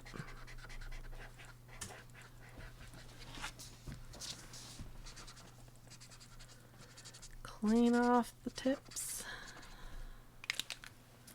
And a swatch right here. Okay, I've got two more purples here. 636 Imperial Purple. Okay, now we're kind of leaning into the blue violet here.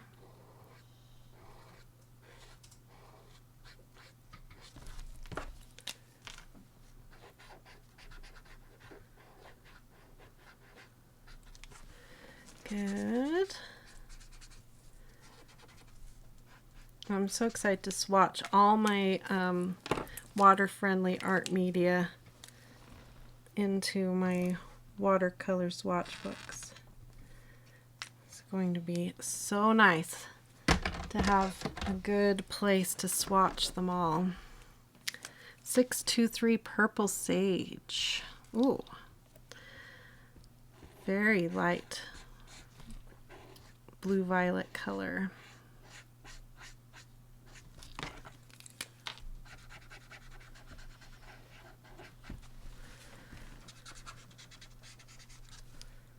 Okay.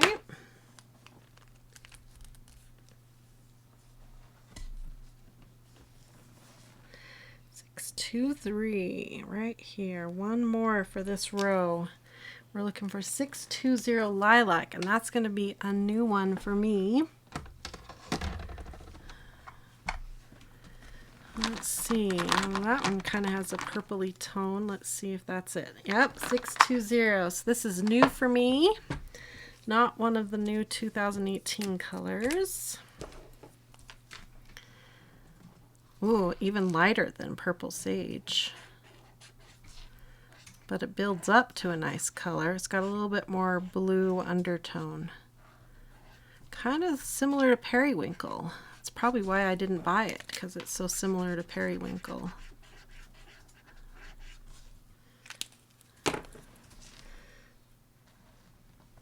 Okay. Now you belong right here. Full set of my purples. Oh, look at that. It's looking so good. Okay, we got to move to the next row. That means bringing more colors down off my shelf. Okay, bring all these down. And then I've got just a small set here of grays and blacks.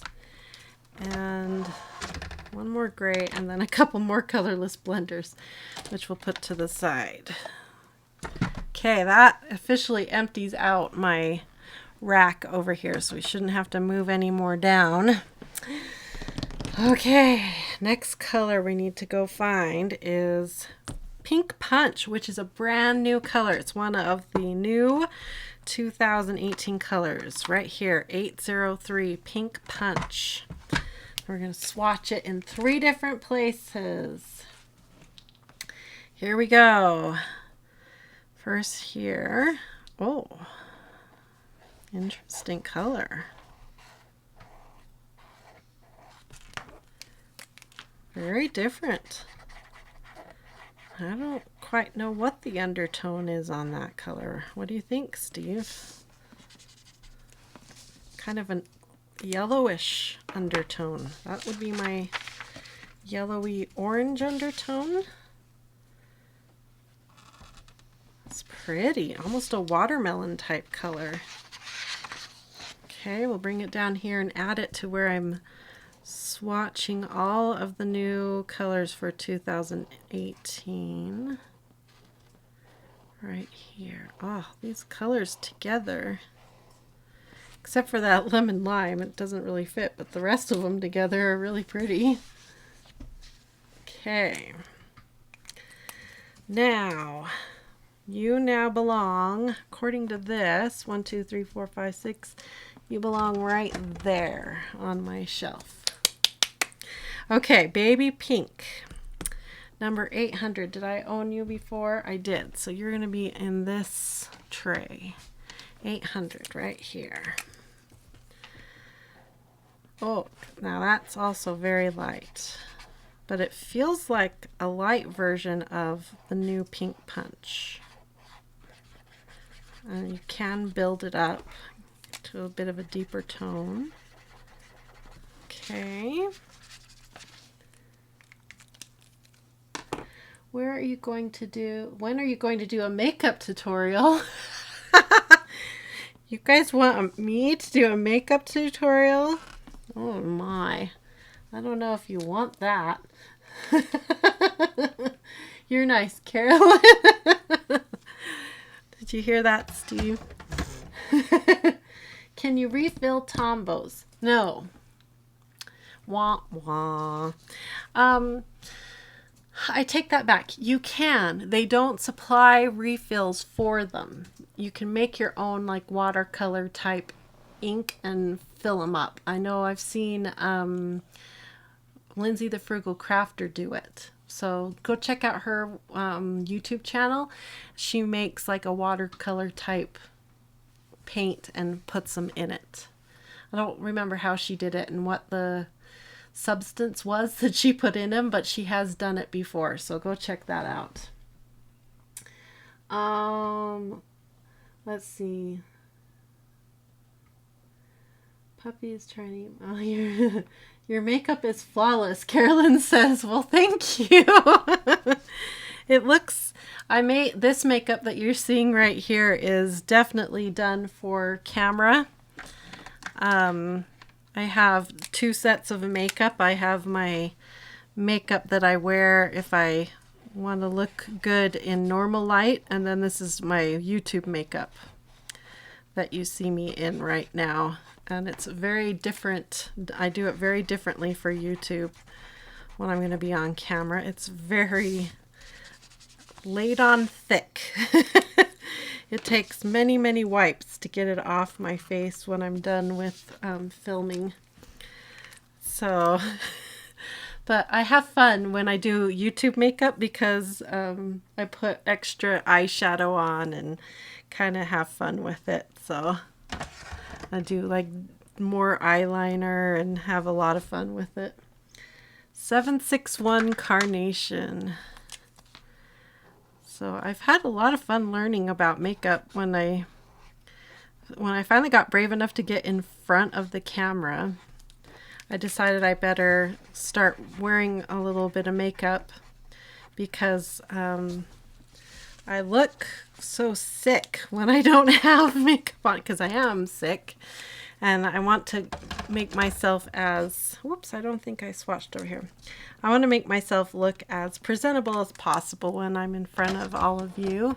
I don't, yeah, I've said this before. I don't mind being in front of all of you without makeup, but I also think it makes me look more professional if I have taken care of myself and I look presentable. So that's why I go to all the trouble of putting the makeup on. And I've grown to really love it. It's kind of it's its own art form, isn't it? Doing all the makeup and having fun with all the different color combinations on my eyes and everything. So it's fun. I enjoy it. I'm looking for 757 Port Red. It's a new color for me. All right, here, 757 Port Red. Okay. I've also discovered that a lot of my color theory that we've been learning ties into doing makeup, especially for eyeshadow.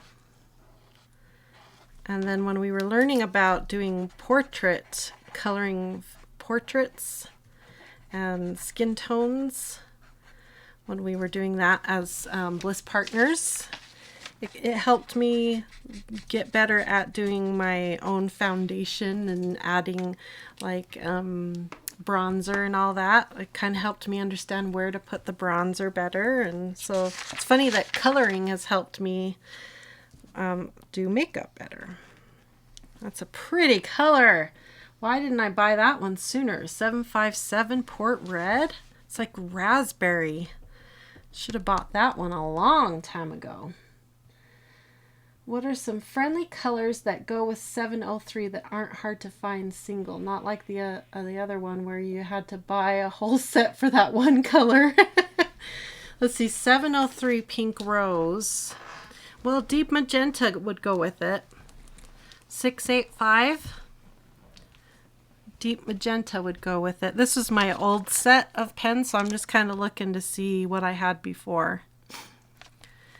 703 kind of has bluish undertones.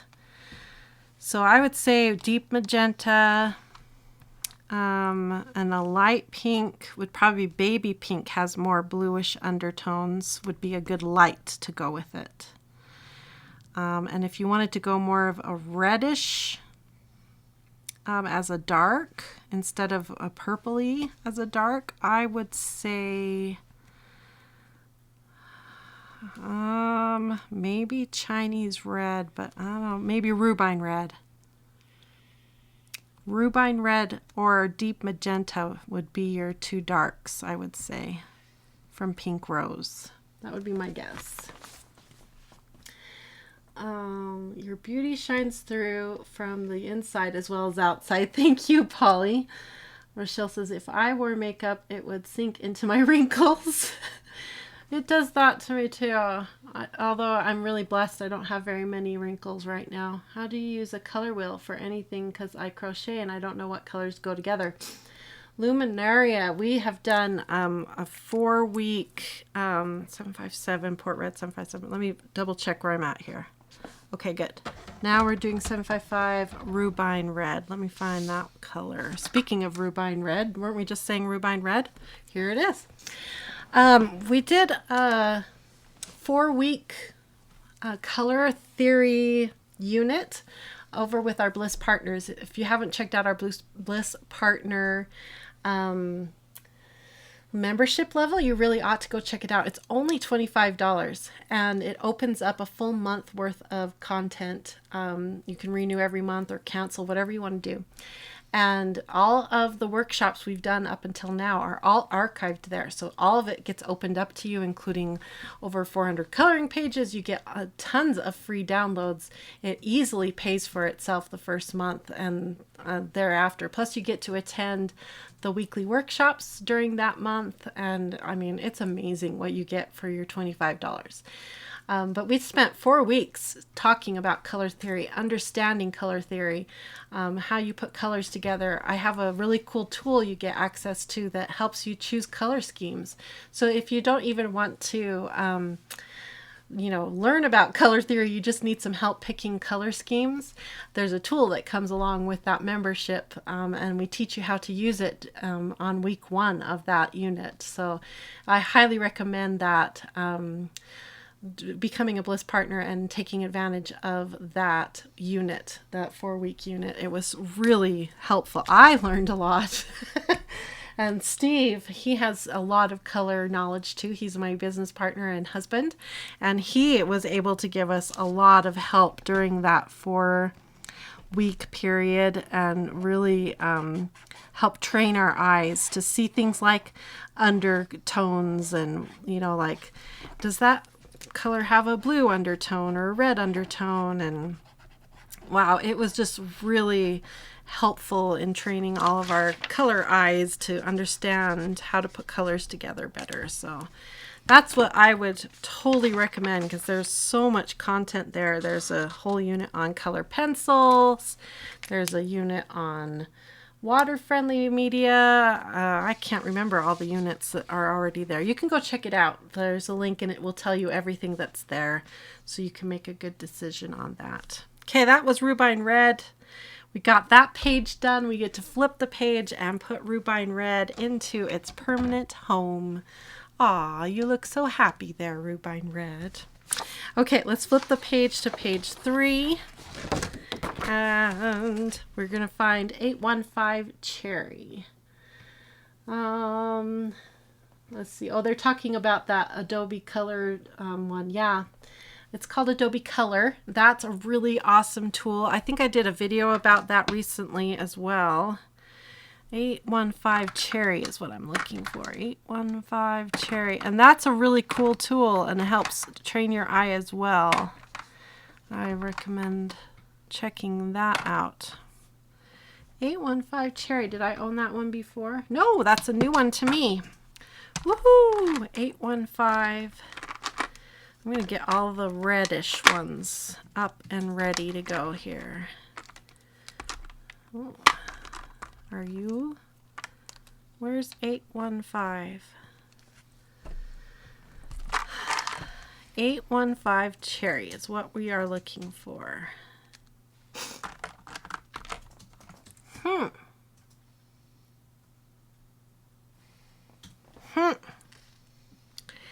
815 cherry, where are you?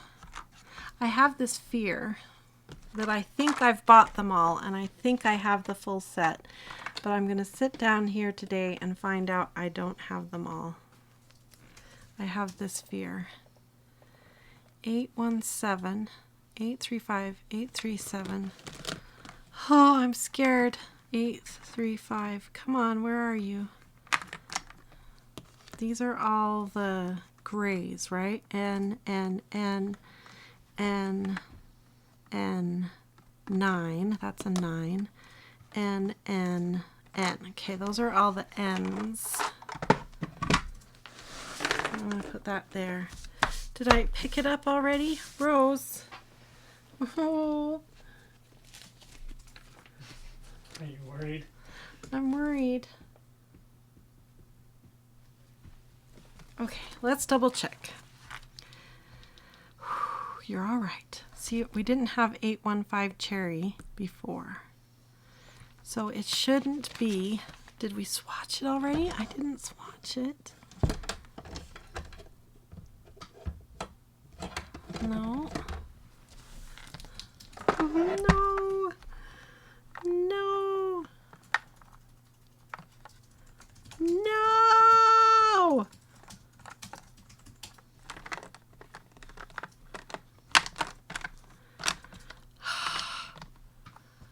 I am not going to freak out. I am not going to freak out.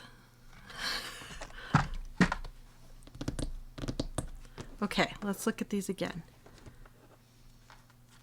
815, please be here. No! 815 is not here.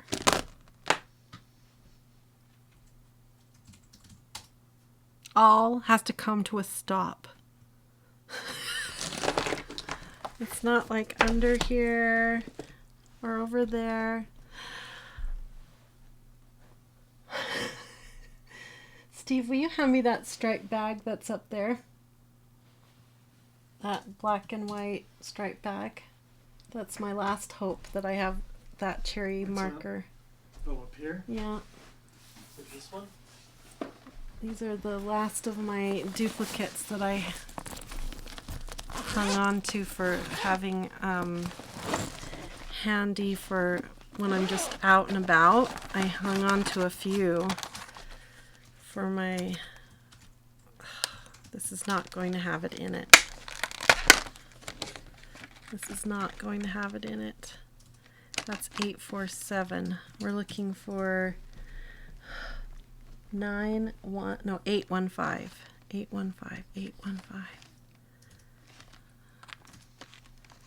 815. That's 761. These are not going to be it.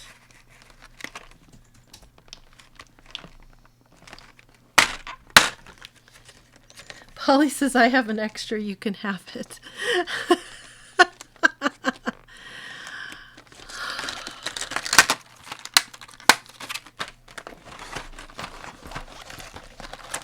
This is not okay.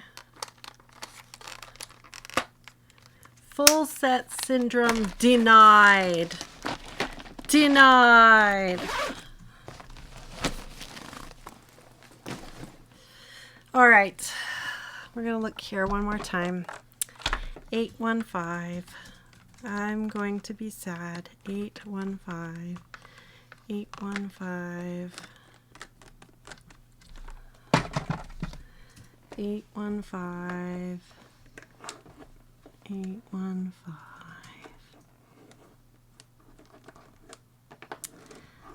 Nope. All right. Full set syndrome denied. Sad. All right. Denied.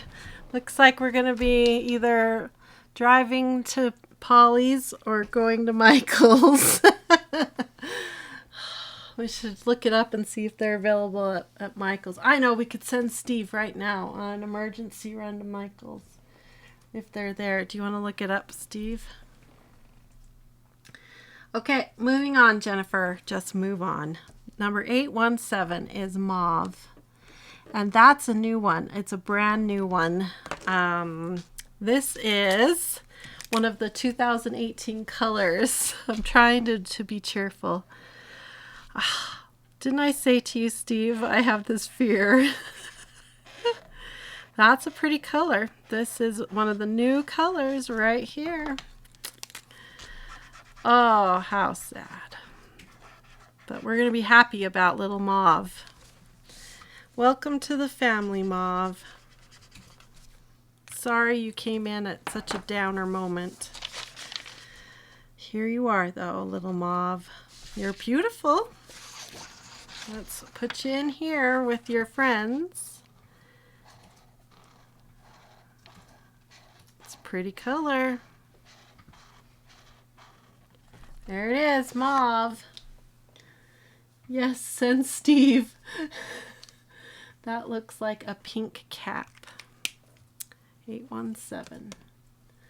Do not buy it. I have an extra. Polly says, you're so nice. Very pretty color. Steve, I need the Poly Sky Blue. Grab it for me, Carolyn says. Okay, this one goes right here. Moving on. We're moving on. 835 Persimmon. Did I have that one before? Let's see if I had 835 Persimmon. Where are we? I'm totally thrown off now. Nope, I didn't have Persimmon either. 835. Right here. Persimmon. This is new to me.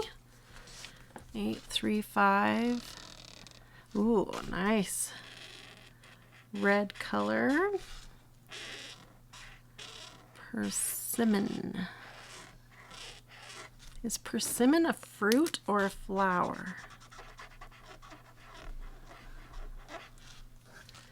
What do you think, Rose? Is persimmon a fruit or a flower? There we go. That's a really pretty color. We'll lay you right in there. Next one is Wine Red 837. That's this new one to me. Hakuna Matata. Don't worry, Jennifer. It's a fruit, everyone's saying. Okay, that's what I thought. I think I've tried a persimmon a couple times, but I couldn't remember. Wine Red, number 837. Okay. Didn't leave myself much room to water it down.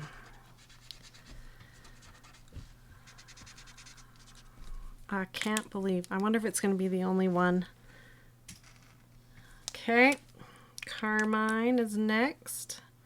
837 goes right there. Carmine, I also don't think I had it before. Carmine, 845. Right there.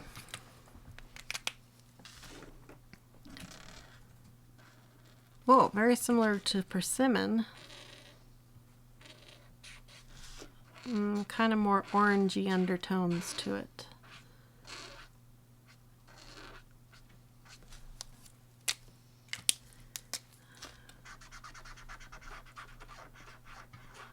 Okay.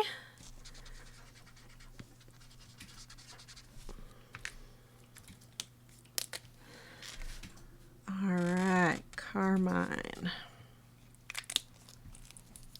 Now the next one is Crimson 847, and I'm pretty sure I had that one before. Let's see. Yep, I had it. 847 right here. Really deep red color.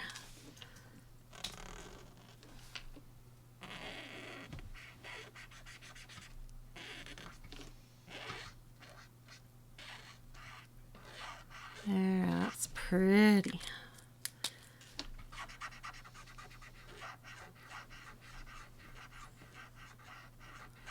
Very pretty. Okay. Oh, empty rectangle is just screaming at me. Some of them I have 3 of, Mia Bear says. It's a vegetable, Carolyn says, not a fruit. Okay. Yeah, I guess it might be. Doesn't it look a little like a tomato, or am I thinking of the wrong fruit? Or vegetable, sorry. 905 is the next one we're doing. Or should we do that one next? We'll do tan next. 942 tan. Did I own that one before? I did. 942 tan. Where are you? Right here. Okay. 942 tan.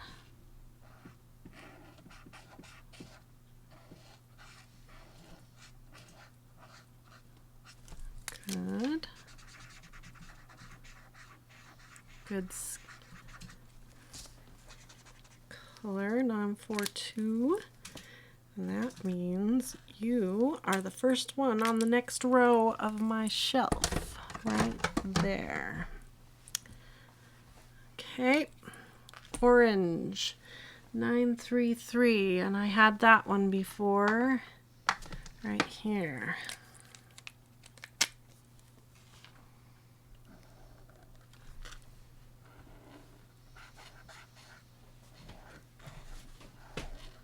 Don't look at my chart, Steve. It has an empty square. It's hideous. But you said, your chart said you had it?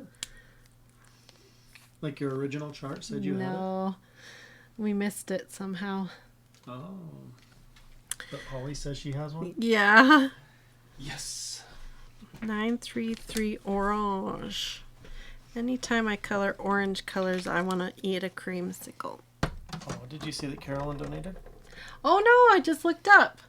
I got paid today, she says. Yeah, thank you, Carolyn. We better give Rose a thank you treat for Carolyn giving us a donation. Here you go, Rose. Thank you so much, Carolyn. Yay, where is Steve, by the way? He is working right over behind me at his stand-up desk. And he keeps popping over and peeking ever so often to make sure things are okay. 925 Scarlet is the next one. And I believe that's right over here. I've never understood why this one is called Scarlet. Because it's more of an orange color. And I always picture Scarlet being very red. It is more of a red-orange. But still, don't you guys picture Scarlet like very red color? Okay, that's 925 Scarlet. Okay, next one, 912 Pale Cherry. I'm pretty sure I had that one too. So jealous. I'm 21 away from the full set. Oh, you're close. Very close, Kristen. You need to use the My Markers app, Polly says. Yeah. Pale Cherry is 912. What's frustrating to me is you were there, Polly. Steve and I both double checked that list when we were at Blick. So I don't know if that My Markers app would have even helped. Maybe it would have. Okay, Pale Cherry, 912. Ooh, pretty color. Oh, wait. What did I do? Oh, I put the Colorless Blender cap onto Pale Cherry. That was very confusing. Okay. There we go. Okay, we have a new color. This is one of the brand new colors for 2018, 910 Opal. I made this big build-up, and now we've got like a tanny beige cap here. Let's see what this is. Opal? I don't know if I would have called this Opal. Okay, that is Opal, one of the new 2018 colors. Do the sets say the color numbers on the package that it comes with? I was looking at my packages and they don't have the color numbers on them. But some of my packages are pretty old, so I don't know about the new packages. I'll show you my package that I have here handy. Okay, that's the new color, Opal. Okay, let me show you this package that I have right here. But I don't know how long ago, this was a long time ago I got this package. So this is pretty old. This was the secondary palette, and it doesn't have any color names on it. See, this is back when it was the 96 pen colors. I'm trying to see if there's any dates on this packaging. I mean, these aren't even the original colors that came in this box. I'm just using this box to hold them in my bag. So yeah, no names of colors, just the information. And yeah, it says they're made in Vietnam. A lot of Tombow products are made in Vietnam, but Tombow is like the brand, I believe, is a Japanese brand. Then they have Tombow USA that is out of the United States. Okay, 905, I believe, is a new color to me. Let me double check. Yep, 905 is a new color to me, and it's red.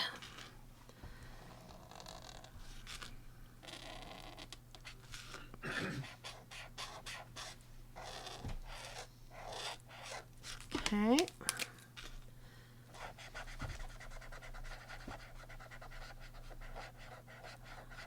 There we go. Oh, a nice red color.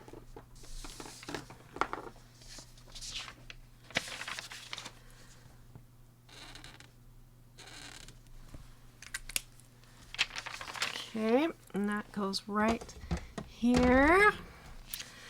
Okay, the next color we're going to look for, let's do 850 Flesh. Right there, another really pale one. Let's see. The new ones have numbers on the back. Oh, that's good. I don't know why they didn't before.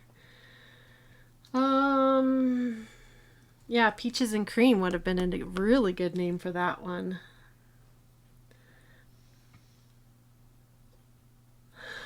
Polly thinks there's another storm coming because one of her dogs attacked her.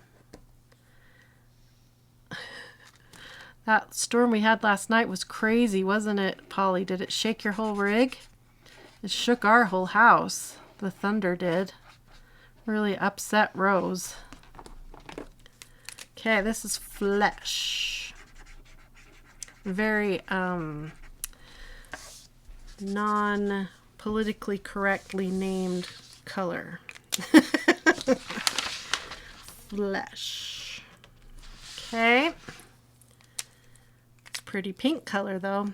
Okay, 850 Flesh, and it's gonna go on this end of my shelf. Okay, Chinese Red, 856. I believe I had that one before. Yep, 856 Chinese Red right here.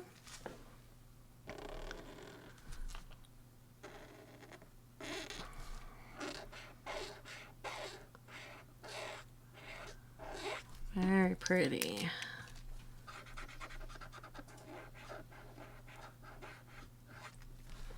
Oh, those two together look really pretty together. That Chinese Red and that Flesh would be a perfect light color to Chinese Red.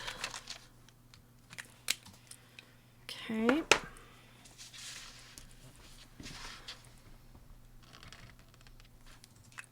Good. Coral 873. Right here.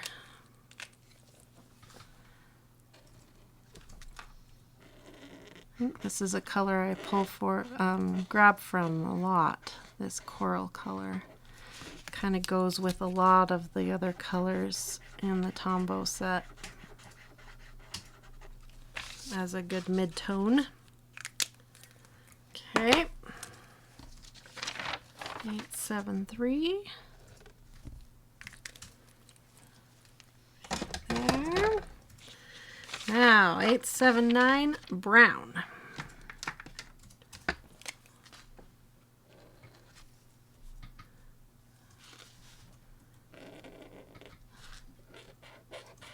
I can't believe, well, I can believe, but I'm so pleased. That's a good way of saying it. So pleased with how well these Tombows are working on this watercolor paper. That brown has a lot of that peach undertone. No wonder they've got it sitting next to it on the chart. 879 brown. Okay. Look on your lap. Look on the floor. Oh, that's a good idea. Maybe it fell on the floor.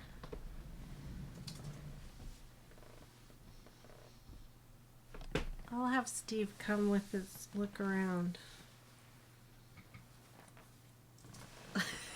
Didn't get caught up in my pretty scarf, did it? One marker. One lousy marker. Oh, you know, it could have fallen off into the drawer. There is a possibility it would have fallen into the drawer. No, because I was keeping them in the drawer for a while. For safekeeping. I'm going to have Steve look in the drawer too. No, I don't see it there. Arrgh. The rig didn't shake last night. Okay, can you sit down? Good girl. Now you have been a good girl and you've sat here for a long time. Are you wanting a break? 885 warm red is right here. Let's see the difference between red and warm red. I'm curious.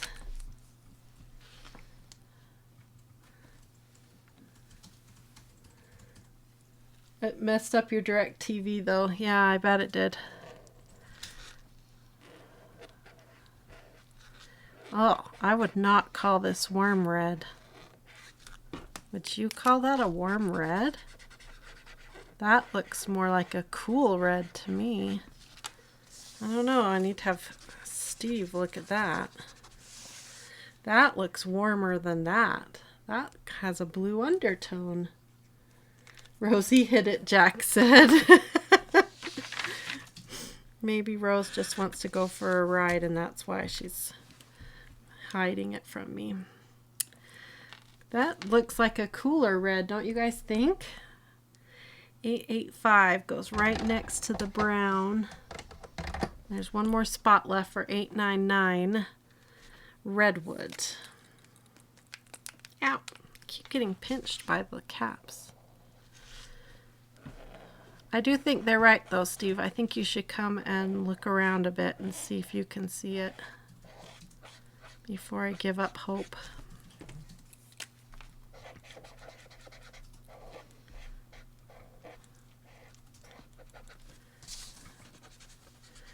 Their full set syndrome is hurting for me. That's what I think. Okay, that redwood is a nice red brown. That is not a warm. Yes, a cooler, definitely. Okay, it's not just me. Mishka took the marker because you did not give him a treat. That's what Polly says. Maybe you're right.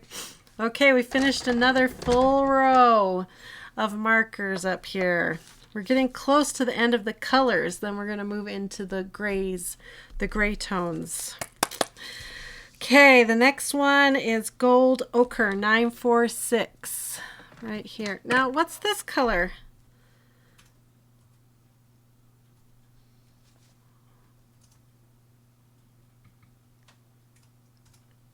Did I not put it away, or do I have two? Is that what happened? I have two of one.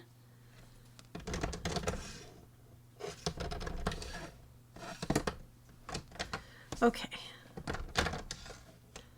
I have two of 755. Is that what we did?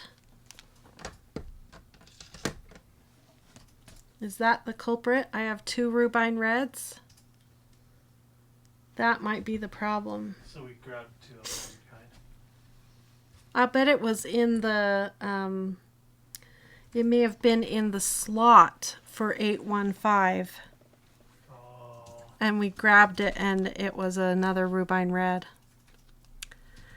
I'll bet this is supposed to be 815.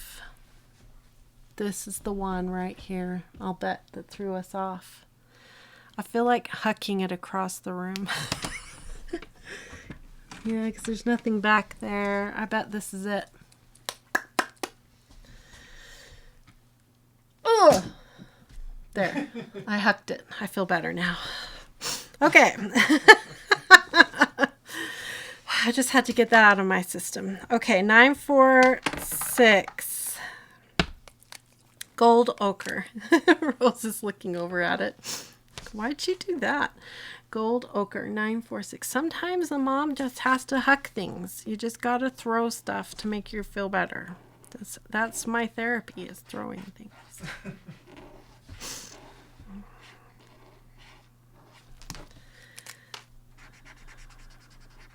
Okay. 946 Gold Ochre. Very pretty color. Lots of brown undertones in there. Will be a good one to match up with a brown. 946. Got a good dark orange too. What was that? I just heard something on the floor. Now I'm all hypersensitive. Okay. I keep hoping that my marker will just magically appear. Oh, I think it was my bracelet on the thing. 946 Gold Ochre. So you belong right there. Okay. Steve went and picked it up, you guys. Little pin. It'll get used. I'll add it to my on-the-go stash. And Steve's gonna look around, but I'm pretty sure. Will you hand me a tissue? Thank you. I think we just got duped. It was in the wrong spot, I bet. Okay, Burnt Sienna is next, 947. And are we at the end of the 12 new? Oh, we've got two grays. Okay. 947. Okay. Oh, that's a nice juicy one. Pretty brown. Burnt Sienna. Okay, clean off that Colorless Blender. We can all look forward to the next time when you will have 815 and you finish the chart. Steve can do a drum roll as you color it in. Yep, definitely going to need, it'll be like this full live session just for coloring one pen. Okay, 969 Chocolate. Chocolate? Oh. That nib has issues. It's doing that crystallizing thing. Ooh, it's not coloring correctly either. It was fun to watch her throw it. That's what Mia Bear says. Interesting. Have you guys had any of your Tombows do this? Oh, we may be getting a new chocolate one. Oh, it's crystallization. Yeah. Wow. Okay. I'm going to try to pull out some of the color, but that one has gone bad. So we want to get a new one, a new chocolate. So that's a good thing to make note of. 969. Yeah, it's not even, the tip is like less flexible too, so it must be all totally full of the crystals. Okay, so I'm going to make a note over here that I need a new number 969. The tip has gone bad.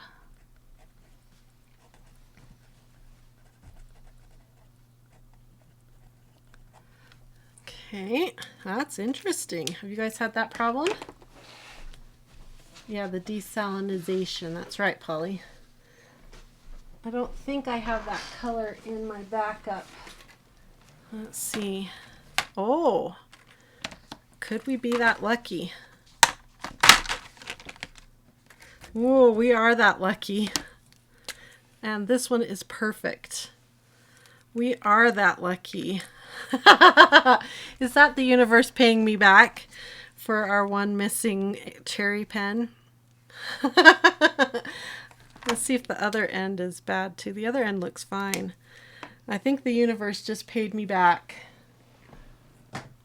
All right, all is well. And now we have a spot open for our extra number 755. How's that? Whoa, that's pretty good. Never mind. There, it's perfect. Okay, I'm going to sort of swatch right above it so we can see what color 969 was supposed to be. Kind of swatch around it. There. Okay. That was awesome. I took it back and they replaced it in Canada. Oh, that's cool. All right, that was fun. Let's make sure the cap's on right. There, that was awesome, Rose. Okay. Life is better. Let's see, we actually have empty swatch spots down here. So let's just totally re-swatch it so we can see it better. Let's come way down here and go 969 chocolate. And just re-swatch it.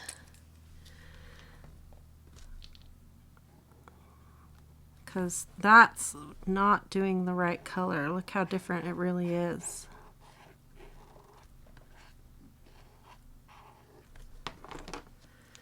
It's very different from what that nasty marker was doing. Very different. Woohoo! Nice! I think you need a treat. We should celebrate that.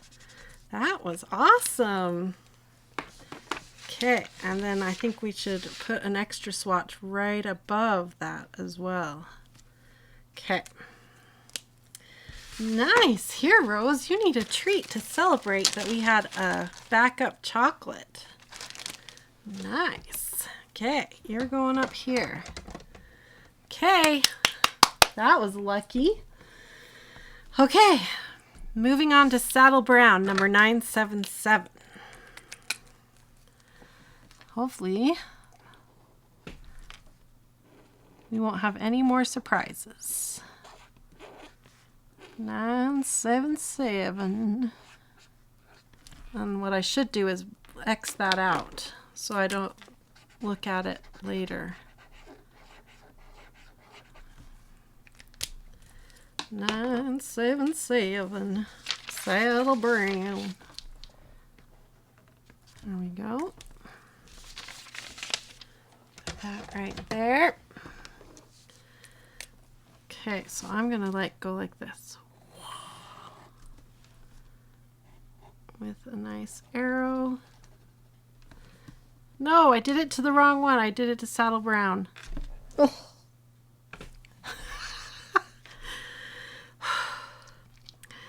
Okay, it's all right. It's your own swatch book, Jennifer. It doesn't really matter. Okay, we'll go like that, and then we'll get out my whiteout thingy. I have a whiteout thingy.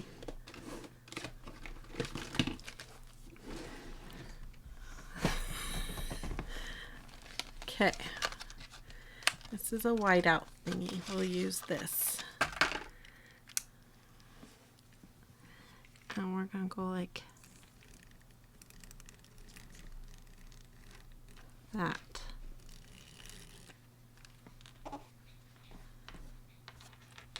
There.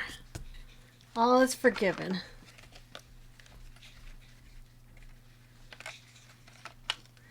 All is better now. And put this away. That's what whiteout is for. Okay. Guess what I found? What? Another chocolate one in there. Oh, you did? So we're okay. All right. Well, should I go pick that up from Polly? You're going to go get it right now? Yeah, I was thinking I would. Polly just said, do you want me to bring it to you? The 815 Cherry Red? I will. I'm not doing anything. I think this little girl needs a potty break, Daddy. It's been a while. Okay. All right. Fix that problem. All right. Back. No more surprises. 985. See, now why do we have some yellows down here? That's one thing I don't like about the way they organize their... Because we have some oranges and yellows up here, and then we repeat and have some yellows down here again. I don't like that they do that. Okay. Chrome Yellow 985. Uh-oh.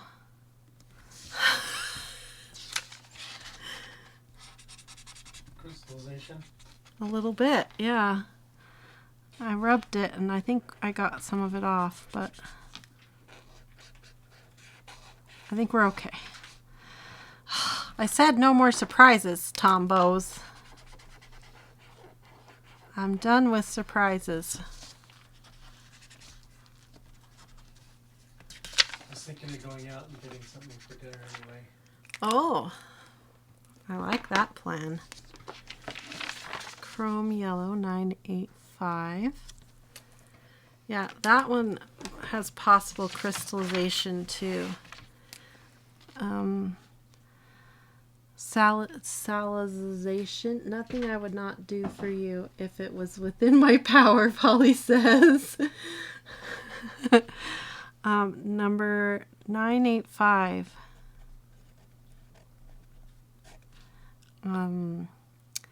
Possible crystallizing. Okay. I'm mad at you that I won't. What? I'm mad at you that I won't but you anymore. I don't know what you're saying, Luminaria. Sorry. Missed what you wrote. 985. Okay, next one is 990 Light Sand. 991. Where's 990? Right here. 990 Light Sand. Oh, we're back to the beige and tans.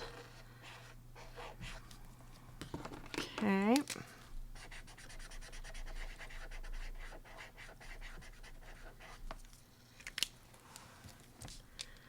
$990 Light Sand goes right there. Then 991 Light Ochre.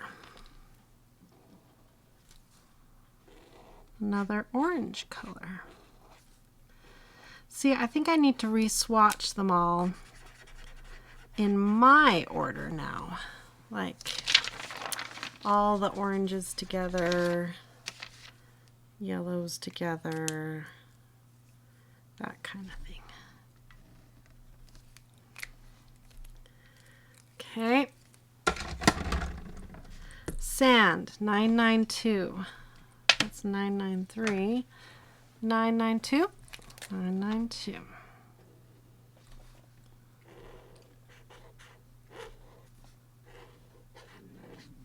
Uh-oh, my stomach just growled. Must have been you mentioning dinner.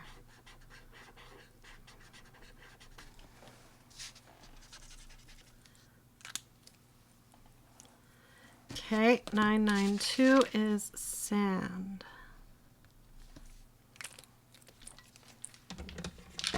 Like, why didn't they put chrome yellow and light ochre together? Last one is chrome orange. 993.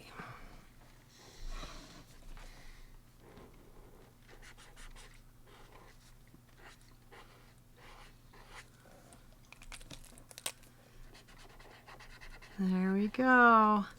That's the last of the colors. And now we move into the blacks and the grays.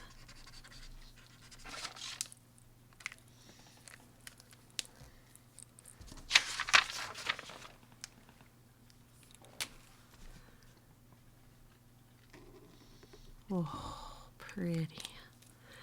Just that one blaring empty spot. Okay, see how different the chocolate was with it being all salinized? Oh, yeah. Funny, huh? Wow. Okay, now we move over to the blacks and the grays, and the last two of the 12 are in the blacks and grays. Okay. N15 Black is our first one. And N15 Black comes in like every kit, it feels like. I think I had like 4 blacks. And these ones are really interesting when you hit it with a little water to see the undertones of the blacks. You can see if it's more of a cool black or, you know, does it have a blue undertone? So you can see that there, what kind of black you've got. Okay, that's just plain black, N15. Okay, next one, N25, a lamp black. Let's see if it has a different undertone than black.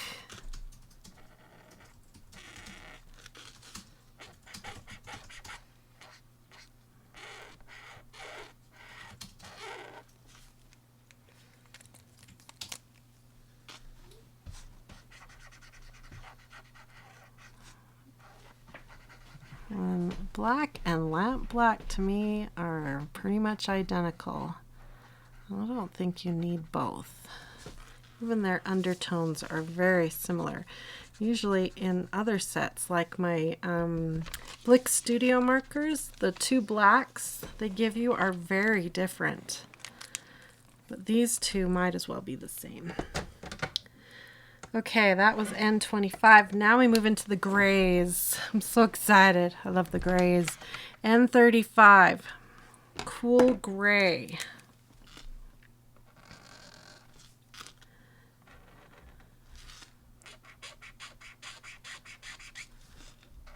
And grays are so much fun to add shadows to your lettering.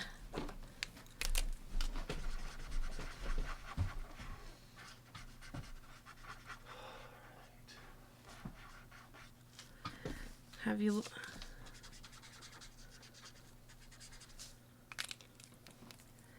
Okay, there's the first gray, which the difference between cool gray 12 and lamp black is not very much. N35. It's going to go right there on my shelf. Hey, I keep forgetting to swatch these over here. N15.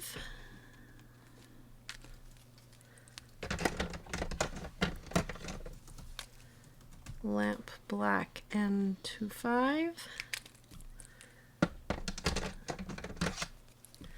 N35 cool gray. Ooh, another row done. Another row done. Okay.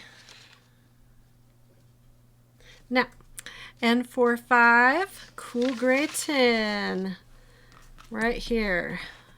Is this a new one to me? Yeah. Okay.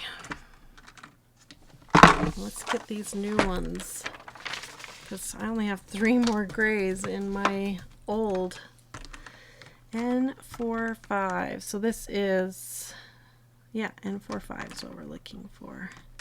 Cool Gray 10 is what this one is. Welcome to the family, N45.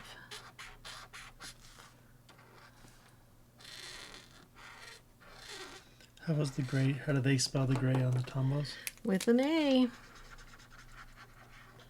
I double checked.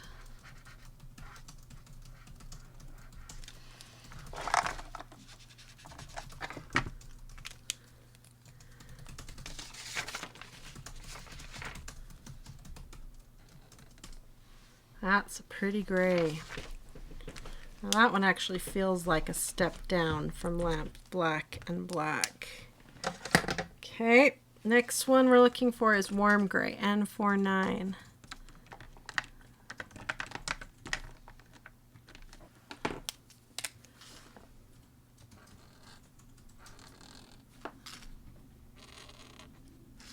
Interesting.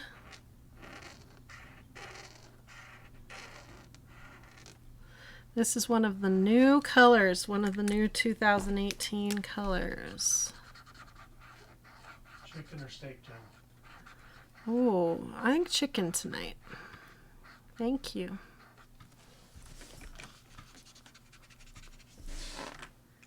Okay, let's swatch it down here with its friends. N49 Warm Gray.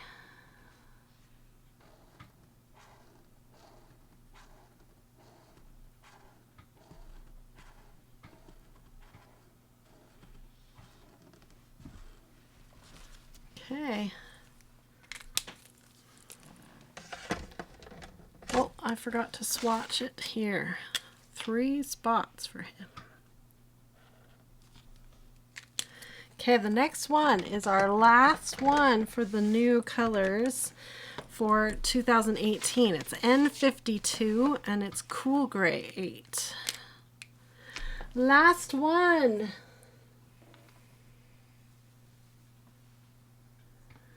When you're doing a meetup and greet, Jen. We need to do that. Okay, this is Cool Gray 8.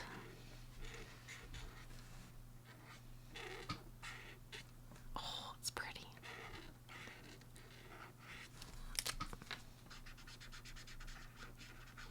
There you have it. Now we can see all of the 2018 colors.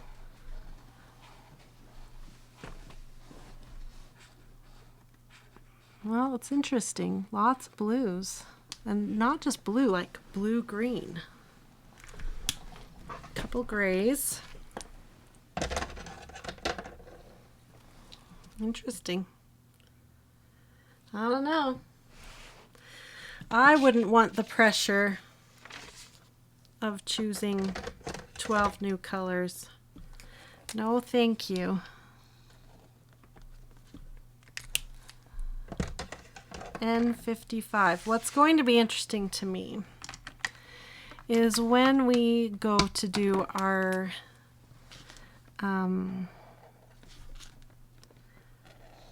tritones now that I finally have the full set and I can build a color wheel with the tritones based on the color wheel.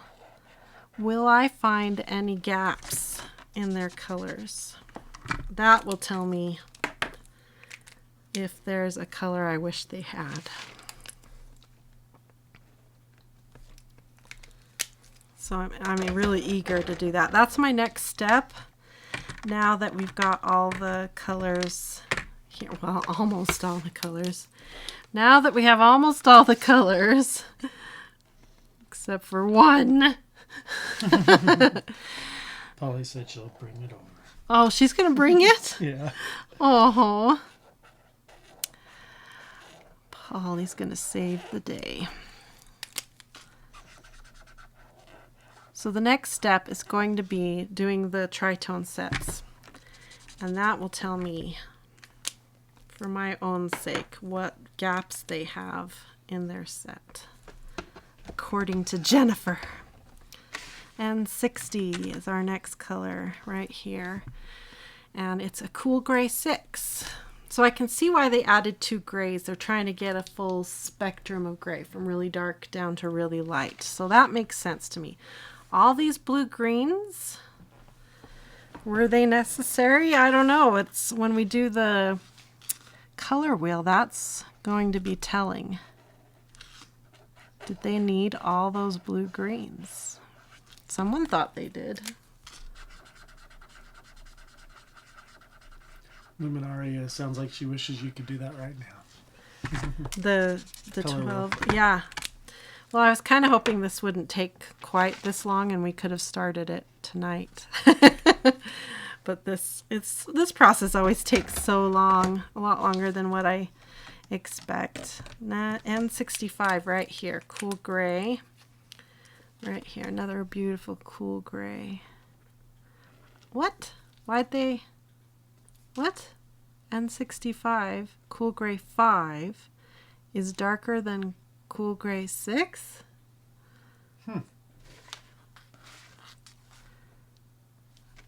I'm confused.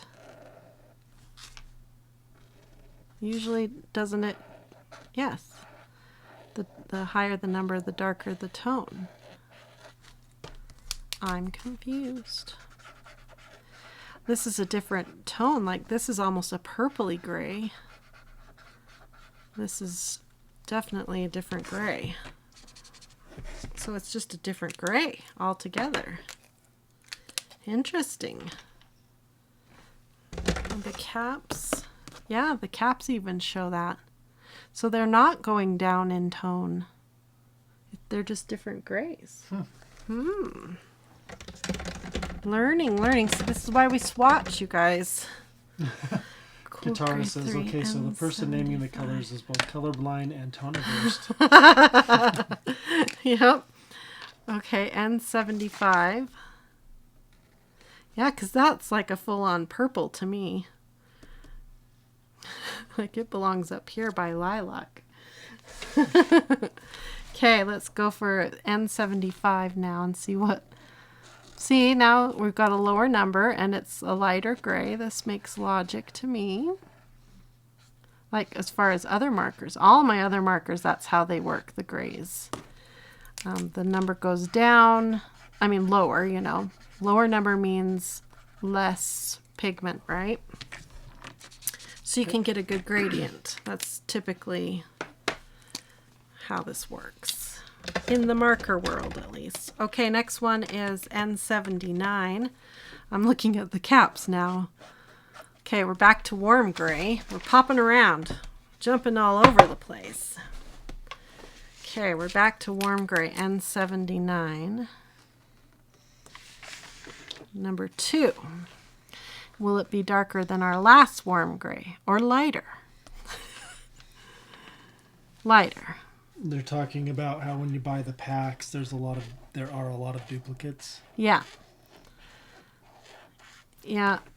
So you buy a couple packs and then you have to start doing the open stock to fill out your set, which is what we did. Or you can do like what Amy did. Was it Amy? Yeah. And she donated when she had the duplicates. She shared. Okay, I'm confused.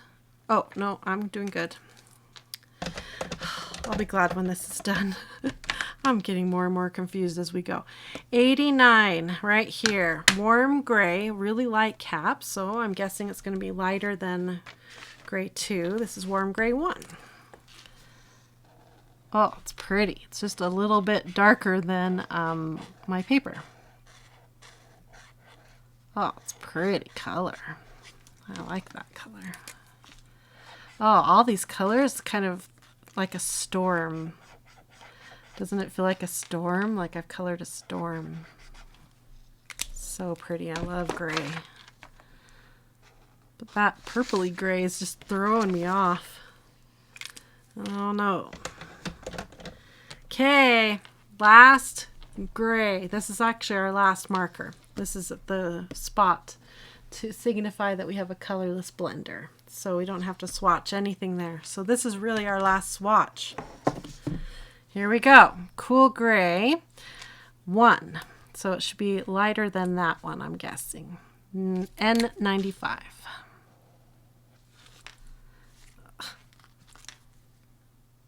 don't know if it's lighter than 3. It's not lighter than 3. It's just a different gray. Katara thinks those grays look a little bit like diluted graphitints. Yeah. Mia Bear says, I just went and bought the full set after buying sets. Uh-huh. Yeah, I came really close to just buying the full set when we were at this point here with my set. We came really close, didn't we, Steve? Yeah.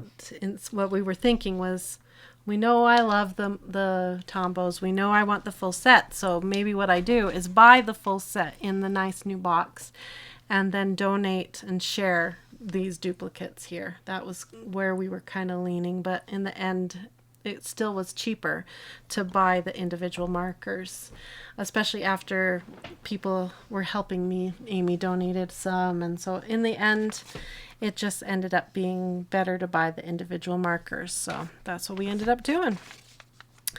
So here we are. We have reached almost the end. Oh.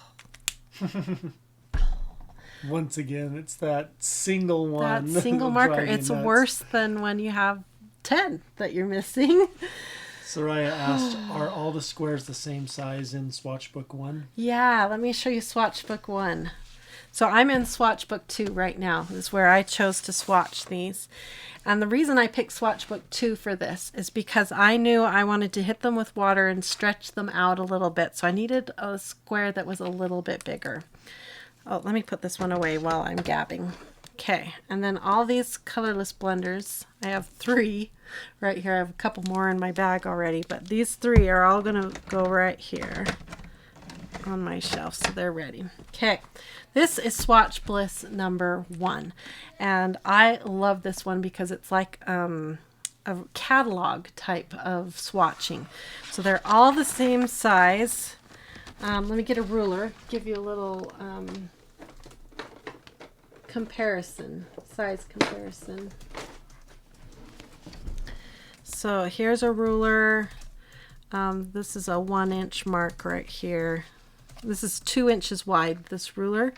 So they're a little bit wider than, well, they're roughly 1 inch wide each square and taller than a 1/2 inch each swatch section.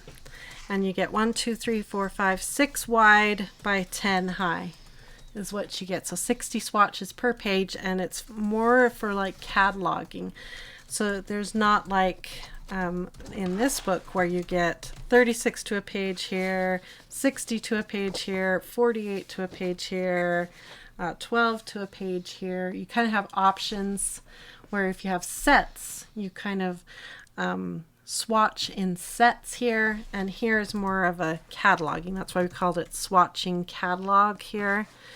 So that's the idea here. If you prefer to just swatch in big groups and just let them flow from one set of tools to the next set, then the swatching catalog is perfect for you.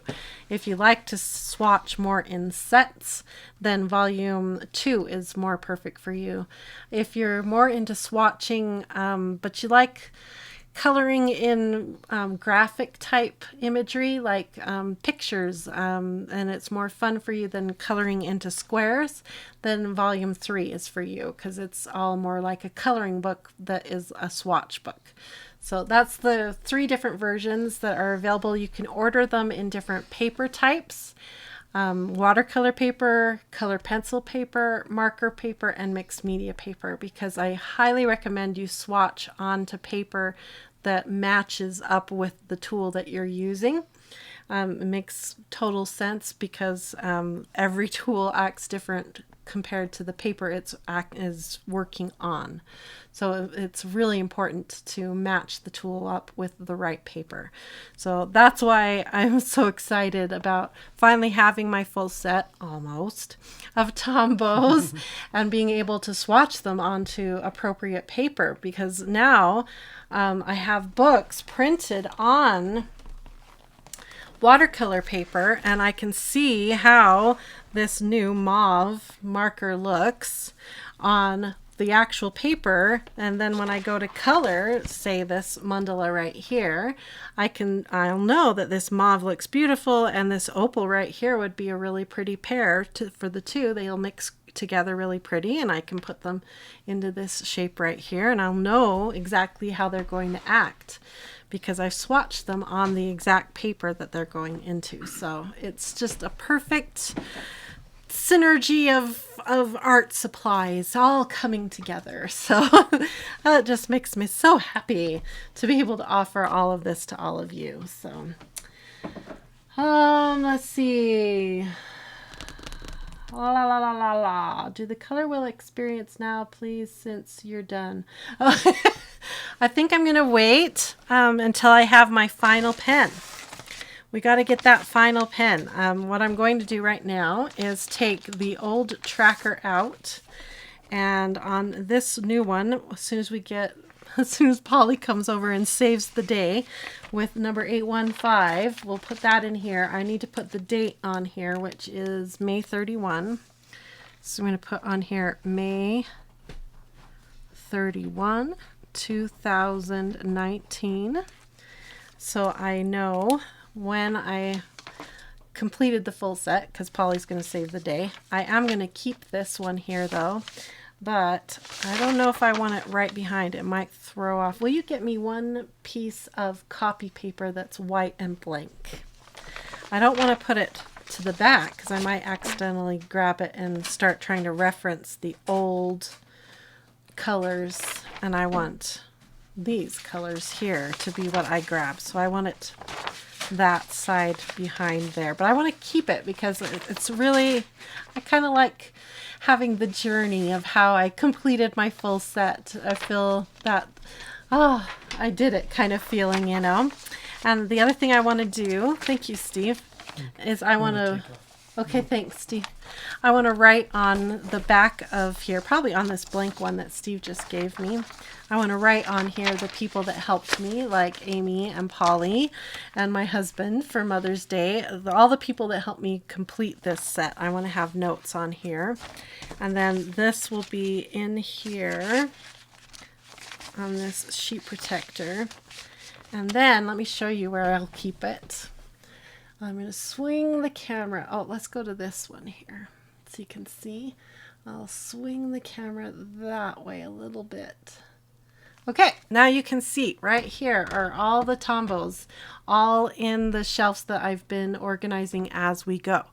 And it's in order according to the Tombow color tracker that you can download off of Tombow's website. So 020 Peach is the very first one, and it's very first one right here on the shelf. And lucky for me, Tombow laid out their chart with 12 to a line, and these shelves happen to be 12 to a shelf. So that worked out really handy. So I'll be able to find and put them back, because you guys know how you get when you're coloring, you pull out a dozen pens, and then when it's time to put them back, it should be easy to put them back. And I keep these charts here handy so I can just grab them during a live event or when I'm coloring, and it'll be my quick reference of the colors.